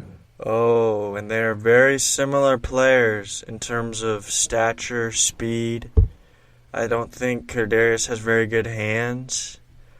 The jury's still out on Kadarius. I want him to be good, but remember we watched their pro day? Yeah, his hands aren't that good. He doesn't trust his hands, and that's not good because Odell trusts his. But watching the draft, they kept mentioning that he had good hands, but I think they're wrong. I think me and you know. We watched his it. hands aren't great. Yeah, you could tell he was really focusing. It's not like real natural for him. Yeah, it's He's not. really focusing and like, I have to make this catch. Whereas Odell, he just sticks out his hand and he catches it. And like Pitts, you could tell he's just naturally gifted. Yeah. But Toney, it seemed like he was trying extra hard to catch the ball. But they kept mentioning how he was a great catcher, and I was remembering like, no, I disagree. I don't think he's naturally a great catcher. Yeah, he's gonna drop passes. It doesn't look like it, but he's got the, everything speed, else. skills. Yeah. acceleration, good I think route the running. talent, as a playmaker is worthy the 20th pick, but like you said, his hands I think are concerning. Yeah, and then the Georgia boy who, he has medical concerns. I didn't know anything about Aaron Robinson, but I know he's a great kid. I I didn't know Rodarius was Greedy Williams' brother. Yeah. Now I know why they call him Greedy. Yeah. Because he took all his talent from his brother. I think so too. And he's a great player, and Rodarius is now a 6th-round pick. He's just left with the physique. Yeah, but he has to play Rodarius, if you're listening, don't give up, man. We're rooting for you out here, man. Play to your strengths, big guy. Yeah. So I mean, I'm not going to poo-poo them. I'm not going to lily and you put a smoke in their butt. But, they had a pretty good draft, man. Yeah, I'm not going to fart in their pool. Yeah. But blame it on I the think dog. they killed this draft. I think they had a great draft. I'm going to give them an A grade. I think that, like I said, the only pick I didn't like was their last pick, which is kind of a hoopla. But every other pick I think was great. I think the Giants really, filled some real great needs. They even traded down, got picks in 2022. Solid. Yeah, I'll give them a B+. Yeah, I'll give them an A. They deserve it. All right, let's keep rolling with the punches. We got the New York Jets coming up on this plate. We got the Giants. Yeah. 1st-round pick, boy wonder, Zach Wilson, QB, Brigham Young University. Disney kid. Woo-hoo-hoo, welcome to Disney Channel. I'm Zach Wilson, and this is the Disney Channel. Second first-round pick, Elijah Vera Tucker, guard, USC. 2nd-round pick, Elijah Moore, wide receiver, Ole Miss. 4th-round pick, Michael Carter, running back, North Carolina. 5th-round pick, Jamian Sherwood, safety, Auburn. 5th-round pick, Michael Carter, They got 2 Michael Carters? What on God's green earth? Cornerback, Duke. 5th-round pick, Jason Pinnock, cornerback, Pittsburgh. Pinnock. 6th-round pick, Hamza Nazardine, safety, Florida State. 6th-round pick, Brandon Eccles, cornerback, Kentucky. Another 6th-round pick, Jonathan Marshall, defensive tackle, Arkansas. Yeah, man, Zach Wilson, 2nd overall. Who would have thought? It's going to make or break him. In 2020, Zach Wilson would be the 2nd pick. He's got outstanding physical set, man. He's got the big arm. He's got the looks. I think his skill set could translate to be, something very special. He could have an outstanding career. If he can put it all together, man, and bring the mental aspect of the game. A lot of people don't think so. Translate it to the NFL. But like I said, the physical traits are definitely there to be really good player. Unfortunately, he's going to be compared to Justin Fields and Trey Lance and blah, blah, blah. The guy taken 2nd overall ahead of these guys. But I think he can be good. I think it's a fine pick. The Jets did a lot of research on these quarterbacks, and it seemed like they're pretty set on Wilson. So we'll see how it goes. They also traded up a couple picks to get to the middle of this 1st round for Elijah Vera Tucker. Kind of an undersized tackle, maybe play guard for them. But he's a very, very good offensive lineman. I think he'll prove his worth at the price they paid for him. I think I like what they're doing. The Jets did in this draft. You need help. You need help on the front line. You saw what Darnold did. Seeing ghosts, getting flabbergasted at the bright light because he didn't have the weapons. He didn't have the line he needed. Who else? Oh, Elijah Moore, another great pick. I think that's my favorite pick of their whole draft. I wasn't expecting it.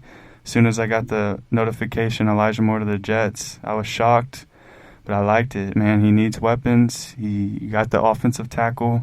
Just hoping you could bring playmakers around him. Elijah Moore could be a great playmaker even in 2021. I think he could come in and start right away if they move on from Jamison Crowder.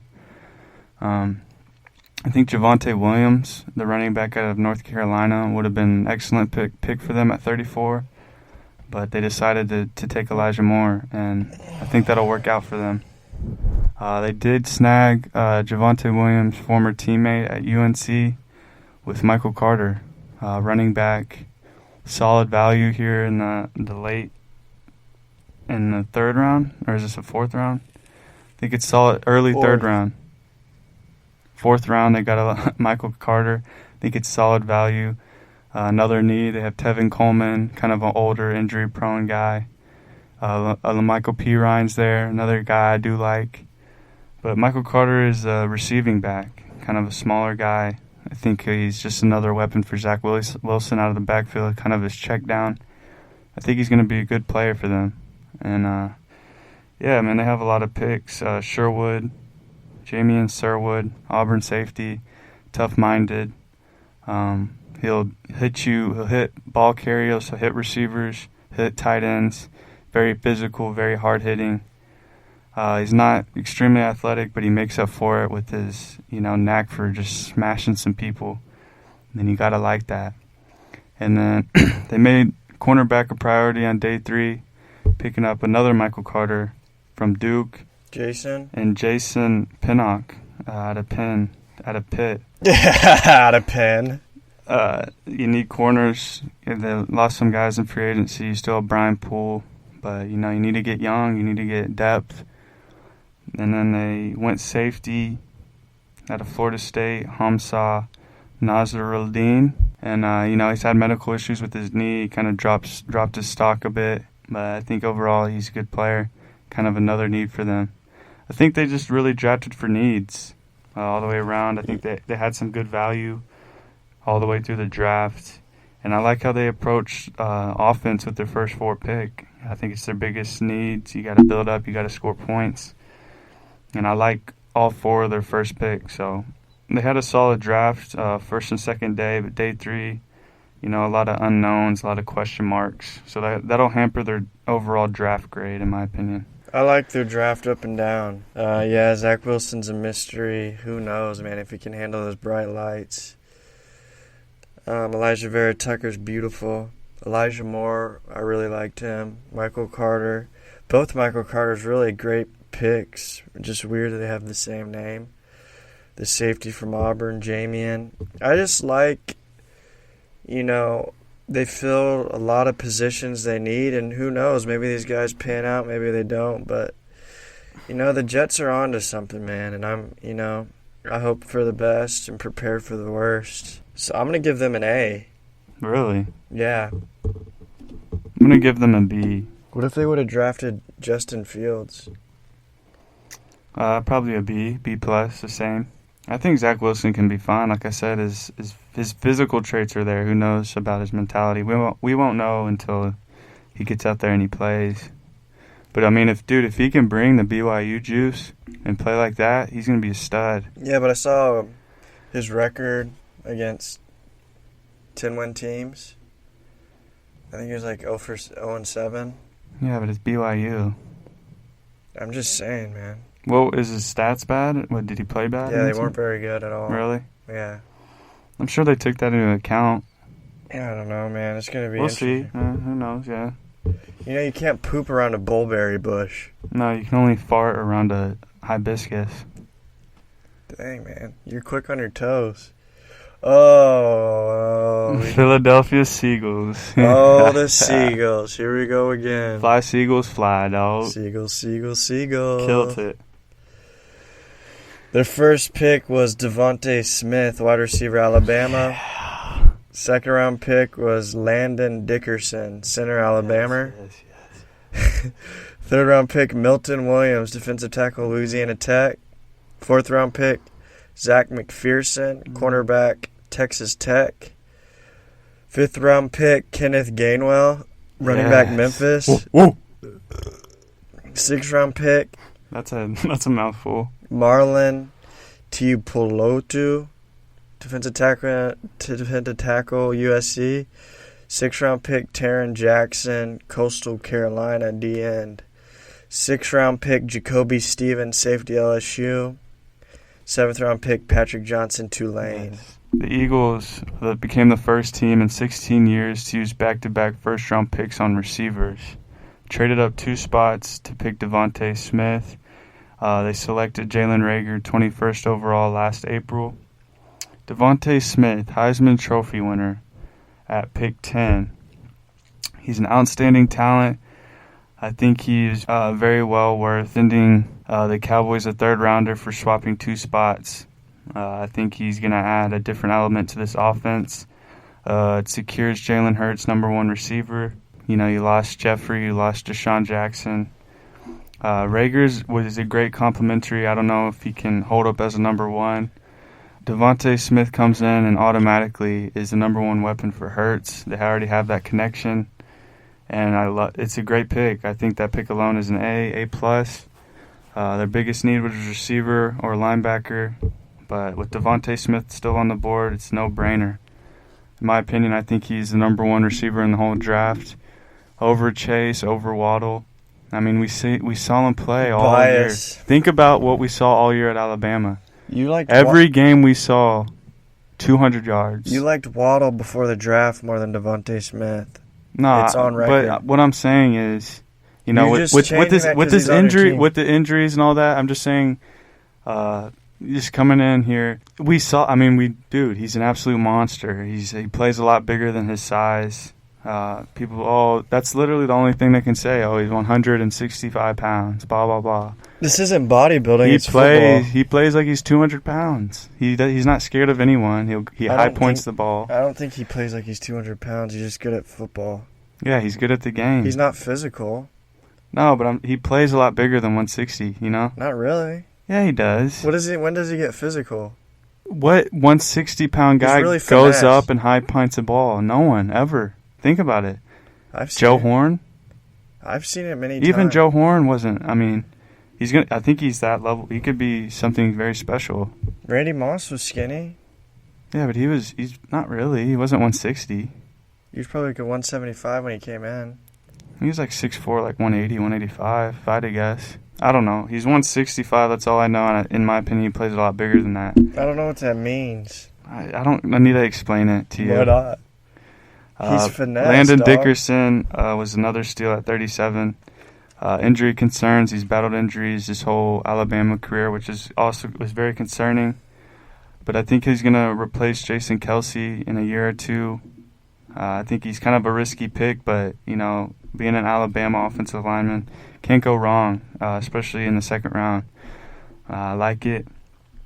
Milton Williams is kind of an interesting pick.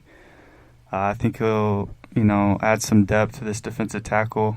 I was hoping Aleem McNeil would be the pick here, but he was drafted 1 pick ahead. Milton Williams, he's interesting. He's athletic for his position. It's a need for them, so it's fine. Pick 73. They found their nickel corner and Zach McPherson in the 4th round. I think he's a solid value. You need a nickel corner. It's a big hole, big need for them. And then they found value here in the 5th round with the slasher dual threat back in Kenneth Gainwell. Kenneth Gainwell was a stud at Memphis. Started over Antonio Gibson that we now know on the Washington football team. He started over Darrell Henderson. They all struggled with playing time behind Kenneth Gainwell because he's an absolute stud. I think it's a great pick. He's going to be behind Miles Sanders. But you need depth, you need running backs, you need playmakers, and it's good with me. And, the rest was just depth. But I do want to say Patrick Johnson, the defensive end out of Tulane at 234, was a big steal. He was projected to go like in the third round. He's kind of undersized, but he can go get it. I like the pick. And then Jacoby Stevens, man, at LSU. Oh, boy. And that's the sneaky one of them all. Strong tackler, was the leader of the defense. He plays like he can play linebacker, he can play safety.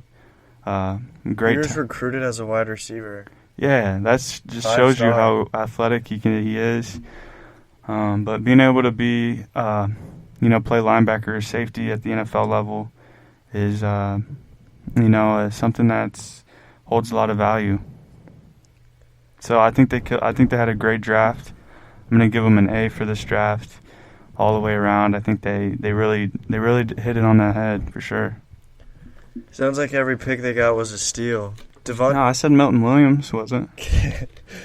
I'm just messing with you. McPherson is I really questionable, like- but they do need I a like slot. Devontae Smith a lot, and everyone knows why. I've said it over and over again. He is a stud. Maybe he does play bigger than his size, but he's just a really good wide receiver. Landon Dickerson, solid. But Kenneth Gainwell, I heard that in a lot of draft rooms they're calling him Kenneth Stainwell because he stains his shorts during big games. That's why Antonio Gibson and others were drafted higher than him and were more coveted because he would stain his pants. Okay, funny guy. It's not funny, man. It's actually kind of sad, but that's just what they were calling him. Jacoby Stevens is probably my second favorite pick behind Devontae Smith because Jacoby's a monster, man. The Seagulls are the Seagulls, man. They drafted players in most of the rounds. They did what any NFL team would do. So I'll give them an A-. Yeah, now we're speaking classical. Yeah, dude, I'm speaking in Beethoven tongue. You want to kiss on Devontae? Yeah, I'll kiss on him a little. I love it. I'm excited to be an Eagles fan. Hey. Yeah. All right, let's go. Let's go to the next one. Yeah, let's do The it. Steel Curtain, Pittsburgh black Steelers. black and yellow. First pick, Najee Harris, running back, Alabama. Second round pick, Pat Freiermuth. Stud. Tight end, Penn State. Third round pick, Kendrick Green, guard, Illinois. Fourth round pick, Dan Moore Jr., A&M, offensive tackle. Fourth round pick, Buddy Johnson, linebacker, A&M. Buddy John. Fifth round pick, Isaiah Loudermilk, DN, Wisconsin. Sounds like a Wisconsin name. Sixth round pick, Quincy Roche, Yeah, boys. edge, With it, baby. Miami. Seventh round pick, Trey Norwood, cornerback, Oklahoma. Seventh round pick, Presley Harvin III. Oh, is that the big punter? Yeah, you like big guys? No, he's the black punter. He's 263 pounds. But he can throw, too. He's like a quarterback punter. So he's like the second string, but also the first string punter. Yeah. He'll be Ben Roethlisberger's replacement. They already get an A+ for me just from drafting that guy. Yeah, I think they had a good draft, honestly. I mean, the Najee Harris pick was, we saw it coming. He had other needs to fill, but it's Najee, man, the second coming of Le'Veon Bell for this Pittsburgh Steelers team. I don't think it was a surprise. Was it surprised? Just the amount of talent injected into this offense with Najee Harris. You already have the receivers. You got Big Ben still here, who's depreciating extremely fast. But you can't pass up his playmaking, man. It's Najee. Even though it meant ignoring your offensive line needs, we saw Najee Harris, and I think he's the next Le'Veon Bell. I think he's the dual threat. He's a punisher, but at the same time, he's very elusive. And, very good pick for me. I think he's a Pittsburgh Steelers type of guy. Next up, Pat Freiermuth, Penn State tight end. Love it. I think he's outside of Kyle Pitts, he's the best receiving tight end in the draft. I think he'll be fighting Eric Ebron from the get-go as a starting tight end. And in my opinion, I think he's a better player than Eric Ebron, and I do hope that he gets that job from day one because he's very impressive. Very impressive player. We saw Mike Gesicki come out of Penn State. Super athletic, super freak for his size. Pat Freiermuth's not as freaky athletically, but in terms of pass catching and doing tight end things, I think he's better. I think he's a better player. Like that pick. And then they went, center and tackle with their next two picks. Kind of shores up that offensive line. I think they should have addressed it early and often. But like I said, you can't pass up those two talented guys. And, Quincy Roche is another guy I want to mention. I think he's a really good value at the 216th pick. He's very productive on the edge. They needed a someone on the edge opposite of T.J. Watt. Vince Williams is there, but he's nothing special. And then clearly they needed Presley Harvin, man. They don't want to see him hit the open market. Went ahead and drafted him with their last pick. Shores up that punter position. Like Aaron said, he's a big dude. But, man, I've seen some highlights of him throwing the ball, too. He looks good, man. He looks like the first of his kind at the punter position. Yeah, looking forward to it. Draft is, I like Najee Harris a lot. I think he's a perfect running back for them Steeler boys. Aaron's biggest Najee stan. I love Najee Harris, man. I think this is the best spot he could have gone. Would you kiss on him? No, I wouldn't. Pat Freiermuth, pretty good guy. Too many A&M guys for me. There's got to be something wrong here. The guy I wanted to highlight is Isaiah Loudermilk. And the reason he got that because his family, his lineage, have always, like when they eat cereal and there's just milk left, they slurp it down and it sounds like a jet engine whenever they're drinking it. So they're loud milk drinkers. Yeah, so louder milk. Because they're like, can you drink your milk any louder, bud? And then they're like, louder milk. So that's just something. They probably keep him in his own room whenever he's eating cereal. So that was one. And I like Quincy Roche, too. He's really good at croquet. But I really want to deep dive into Presley Harvin III. I've also heard rumblings he's going to be the best punter, the backup running back, and the backup quarterback. Yeah, man, he's Ben Roethlisberger's also the replacement. third-string tight end. And if they need a guard or a D-end in an emergency situation, linebacker, he can do it all, basically. And I think that this is one of the biggest steals in the draft. A 263-pound mammoth of a man as a punter, but secretly he can play any position on the field. Great job, Pittsburgh. You did it again. What's your draft grade? C. I'm going to give them a B+. I like their two picks. I like Quincy Roche, but in between, I think it was decent, but I don't know. It feels like a B+ to me. To be honest, I don't even know what grades I'm giving anymore. You don't have to say that out loud. Just say that in your head. To know what grade I'm giving anymore. Shall we proceed to give you what you need? The San Francisco 49ers. San Francisco 49ers. First round pick, Trey Lance, quarterback, North Dakota State. Second round pick, Aaron Banks, guard, Notre Dame. Third round pick, Trey Sermon, running back, Ohio State. Third round pick, Ambry Thomas, cornerback, Michigan. Fifth round pick, Jalen Moore, offensive tackle, Western Michigan. Another fifth round pick, Dio Mondor Lenore. Dio Mondor Lenior. That's a really cool name. Cornerback, Oregon. Talanoa Hufanga, safety, USC. And then, that was round 5. Their sixth round pick is Eli Mitchell, running back, Louisiana Lafayette.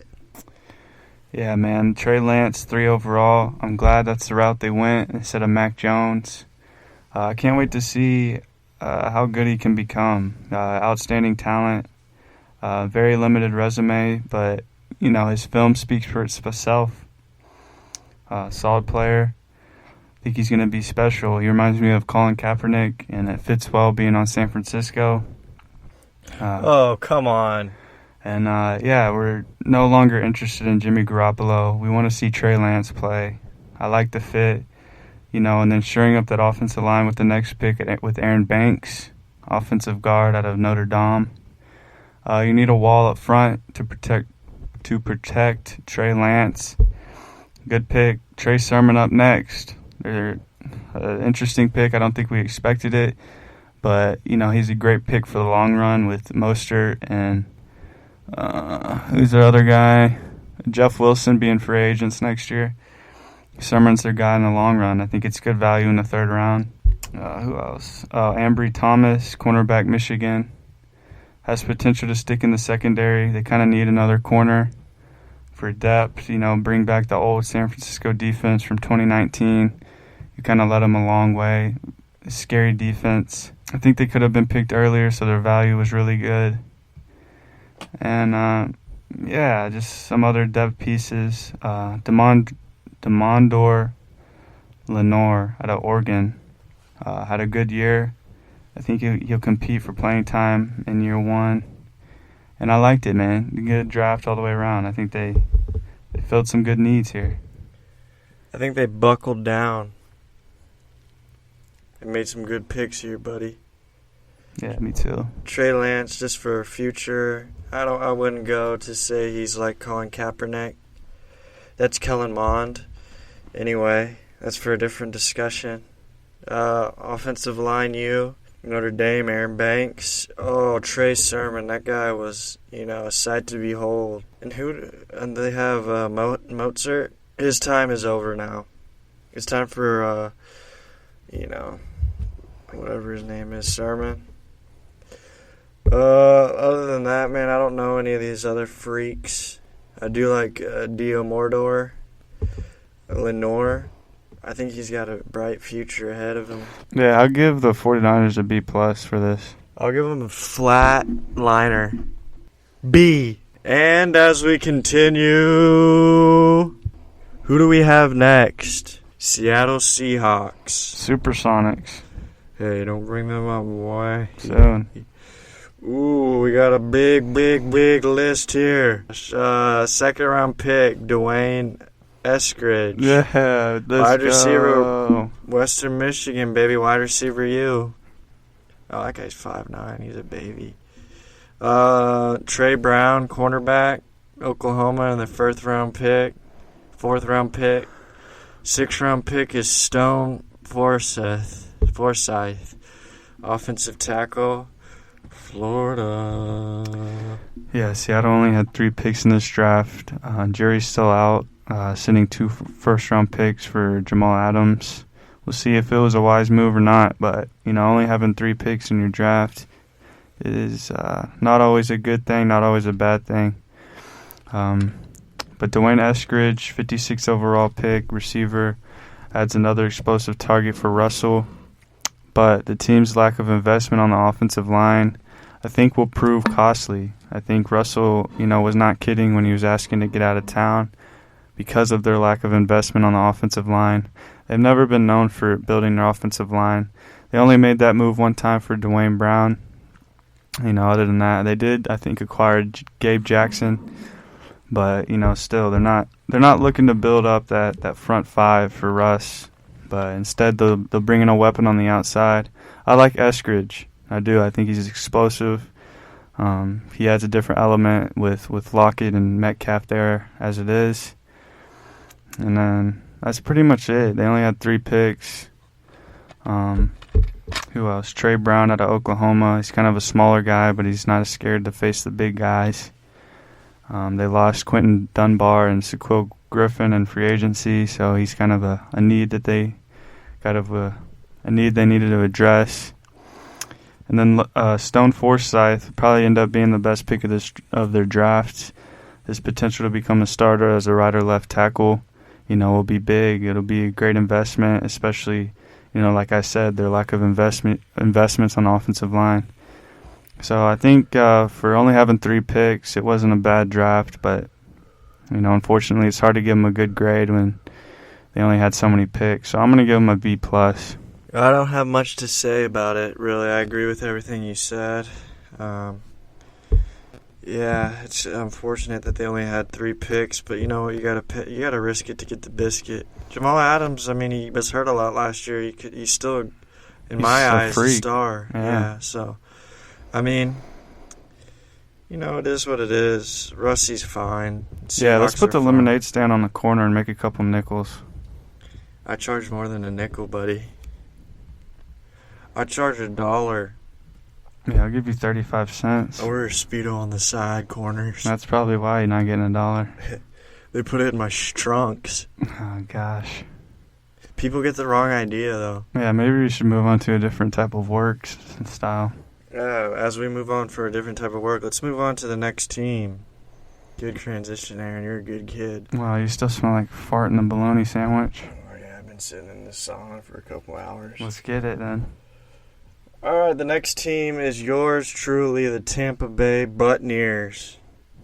Yeah, Tampa Bay. Oh, man, Tampa Bay, man. Oh, Tom Brady, it's the flavor. The first-round pick, Joe Tyrone. Tyrone Thompson's. Edge, Washington. Second-round pick, Kyle Trask, QB, Florida from Manville High School. Third-round pick, Robert Hainsey, offensive tackle, Notre Dame. Fourth-round pick, Jalen Darden. Wide receiver, Darnold. North Texas. Fifth-round pick, KJ Britt. Yeah. Seventh-round pick, Chris Wilcox, cornerback, Brigham Young University. Another seventh-round pick, Grant Stewart, linebacker, Houston Natives. Yeah, man, interesting. Joe Tryon. Joe Tryon.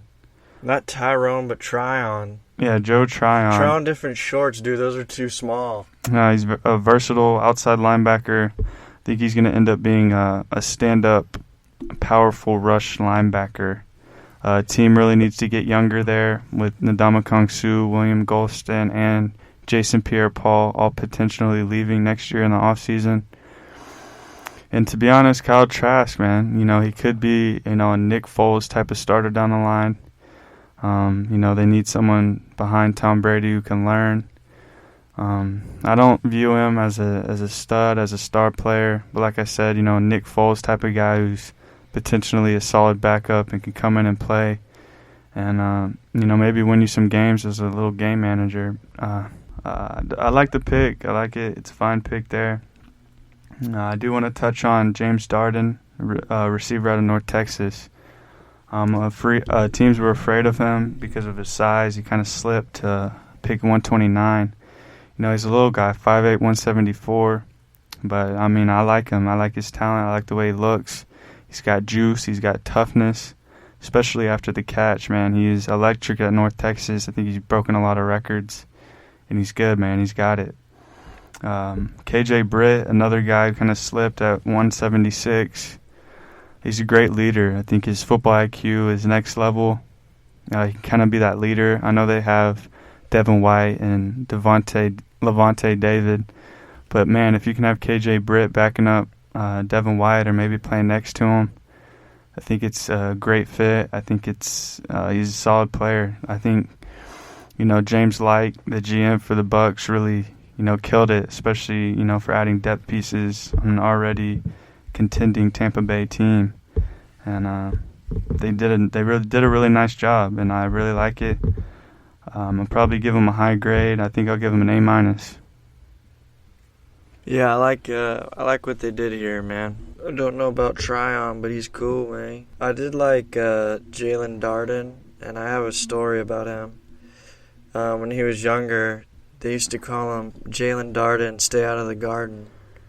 Because he was known, because his feet were so fast that he would, when he ran, was playing tag or hide and seek, he was known to ruin gardens because of his quick feet and mess up the mulch. I thought that was an interesting tidbit. I also like... hey, Joe, try on these underwears. Yeah, the good guy. KJ Britt, because, all these players are probably going to leave next year for Tampa Bay because they're all on one-year deals. So they're basically risking everything for this year. So they got, Run it back, man. Run it back. They got some depth. They're not going to win it again, but that's fine. Why not?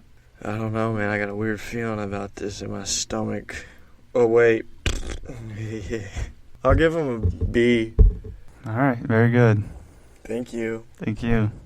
As we proceed, let's keep it going, man. Let's keep this train running. We're running down the track. I've never been a good boy. I always play with cats. Please, for the love of God, let's go. First round pick. Is it the Tennessee Titans? Yeah. Oh, you're only 10 IC. First round pick. Did you fall from heaven? Did it hurt? Wait, are you from Tennessee? Did it hurt? Yeah. Whenever you fell from the ugly tree and hit every branch on the way down? Yeah, it did. It hurt a bit. All right, man. Stop lollygagging. Let me get this roster out to you. Yeah, I'll tell you what. First round pick, Caleb Farley, cornerback, Virginia Tech. Second round pick, Dylan Redunds, offensive tackle, North Dakota State. Third round pick, Monty Rice, linebacker, Georgia. Another third round pick, Elijah Molden, cornerback, Washington. Fourth round pick, Des Fitzpatrick, wide receiver, Louisiana. Another fourth round pick, Rashad Weaver, DN, Pittsburgh. Sixth round pick, Racy McMath, wide receiver, LSU. Another sixth round pick, Brady Breeze, safety, Oregon. Yeah, How many man. safeties did Oregon have? Good. They were good back there. Well, a lot of people sat out last year. Like Javon Holland didn't play. He's First white. things up. Caleb Farley, injury history is troubling. It's kind of concerning, very concerning. But at pick 22, I think that's a good spot. He's a real playmaker on the outside. If he can stay on the field, he'll be a good player. Could be a star. Who knows? Dylan Redunce is a work in progress. Was picked at the right point of the draft. I think it fills a big need for them at right tackle. Yeah, good pick. Monty Rice, I think he fits the Titans system well. I think they got some good plans for him. Elijah Molden was one of the best steals of day 2 as a playmaker. I think he was expected to go in the second round, but he kind of slipped. Very solid, very good value there. Des Fitzpatrick, Louisville receiver. I think he's worthy of the early fourth round pick. I think other receivers may have provided better value, but it addresses a position, addresses a need for them. They need another weapon outside of the stud, A.J. Brown. Yeah, they needed some depth at the edge position. So Rashad Weaver, the defensive end out of Pitt. He looked like a mid-round pick throughout the 2022 season, but he kind of slipped out. I think it's a good pick, though, provided the depth that they need there. And, Racy McMath, LSU receiver, speedy. I think he's more of a special teams guy, maybe a returner. I think he's a bit consistent at receiver, but he's fast, and he can be the little return guy. Yeah, that's all I got. We got anything? I think they got a steal in Caleb Farley. I think that fills a huge need. And I'm looking at this Des Fitzpatrick guy. He's got it, man. I like him. Yeah, I like him a lot. 6'2", 208. Yeah. Cool Big guy. body. Well, they got Josh Reynolds, too, in the offseason from the Rams. He can kind of be their slot guy. Yeah, not bad. And I like Monty Rice. Me too. I think that's a good pick. And Racy McMath, man, you can't go wrong with any of those LSU boys, man, down there. I tell you what, man, those guys know how to run that ball, and they know how to catch that ball down there. I would dare to say that's wide receiver you. Yeah, He's like a Russell Gage or what? No, he's not that polished. Russell Gage is like a traditional receiver. Dang, this guy's he's more big of like boy. he's like a speed. He's kind of inconsistent. He's 6'2.5", 211. Yeah. I want to keep my eyes peeled for that guy. So He's fast, too. Yeah, I like that. Okay, yeah. I like this draft. All right. Brady Breeze, baby. He's got a big ear. Yeah, I'll give him a B+. Yeah, I'll give him a B. What do you say we go to the next one? Yeah, last but not least. Least. The team with no name. The Washington football team. I introduced to you their first-round pick, Jamin Davis. Linebacker, Kentucky. Second-round pick, Sam Cosmi. Offensive tackle, Texas. Third-round pick, Benjamin St. Juste. Yeah. Cornerback, Minnesota. Third-round pick, Diami Brown. Wide receiver. They had a good draft. Mm-hmm. Fourth-round pick, John Bates. Tight end, Boise State. Fifth-round pick, Derek Forrest, safety, Cincy. Sixth-round pick, Kamaran Cheeseman. Long snapper, let's go. Yeah, that guy's got a lot. Long snappers matter. Yeah, I like that, man. 7th round pick, Will Bradley King, DN Baylor. 7th round pick, Shaka Tony, Edge Penn State. 7th round pick, Dax Milne. Milne. Yeah, good. You've been good with the names. Wide receiver, Brigham Young. There's a lot of BYU boys in this late round draft. Yeah, man. First things first, Jamin Davis, linebacker, fantastic athlete. He won over teams on his pro day workout. He played very well in his first year as a starter in 2020. I think they could have gone tackle here at 19. But with Jamin Davis on the board, they have Reuben Foster. I think they're looking to replace him with Jamin Davis. Their only need on this defense, this very solid defense, is linebacker. And I think, is a great pick here at 19. Like I said, I think they should have just tackled at 19, but, they found a strong starter candidate in Cosme in the middle of the second round. I think he can slide right in and play, starting on the first day. I think he's a good player. Solid little ears Cosme. Little boy. St. Jude's has potential to be an outside corner. I think he's a good player. Let's see, he's got potential to be something good. Who else is here? Oh, Diami Brown, picked at 82. I think he's a solid. You got to go watch his tape. He's very good. I think they needed more playmakers at receiver outside of Terry, Scary Terry, and Curtis Samuel. They added a next level type of guy, speedster. He's really good. I like Diami Brown. I think they got a steal at 82. They got another tight end to back up Logan Thomas, John Bates out of Boise State. I think it was appropriate at that spot and that point in time. You got your cheese man, long snapper. Long snappers aren't even football players, but it's fine,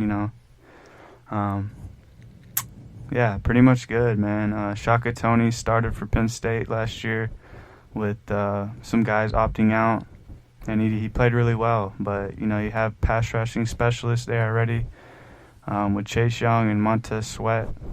It's a depth piece at this point, this late in the draft. But solid draft all the way around. I think they filled a lot of needs, and they attacked it head on. And I respect it, and I like it. I give them an A-. Yeah, I like the draft. I like everything you said, everything you brought up. I just want to look into Cheeseman. I saw his pro day, and he snapped the ball 70 yards. No. Yeah. No. Yes. Under his legs or over his heads? Under his legs. It was the first time in history I've seen anything like it. He's 6'4", 237 pounds. He could probably play quarterback like that. Yeah, it was amazing. And then he snapped the ball, and they wanted to see how high he could get it, and it went out of the stadium. No. Yeah. Dang, man, it's different breeds nowadays. Punters are 260 pounds. Long snappers named Cheeseman are cheesing the ball out of the stadium. Come on. If you're a long snapper, you get drafted in the 6th round, you're doing something right. And obviously, it's not just selling cheese. He's selling, good play on his tape. Yeah, he's selling the other cheese. Yeah. Cut it. Cheddar. Cut the cheese. Yeah, I heard it. All right, man. That rounds up our draft grades, our review of the draft. Oh, what a journey it was. Yeah, long one. We got you guys a long one out here. Yeah, hey, look forward to the fantasy football podcast coming out. That's our specialty, by the way. We have never told anyone that, but we eat, breathe, and poop fantasy football, and we've been pretty good for our whole life. So if you're into that, stay tuned, and thank you for supporting us. Thank you for listening, and you can get us on every platform basically. You just know what to type in, forget what you heard. Love you guys. Peace, love, and happiness. Let's get tropical. Lark.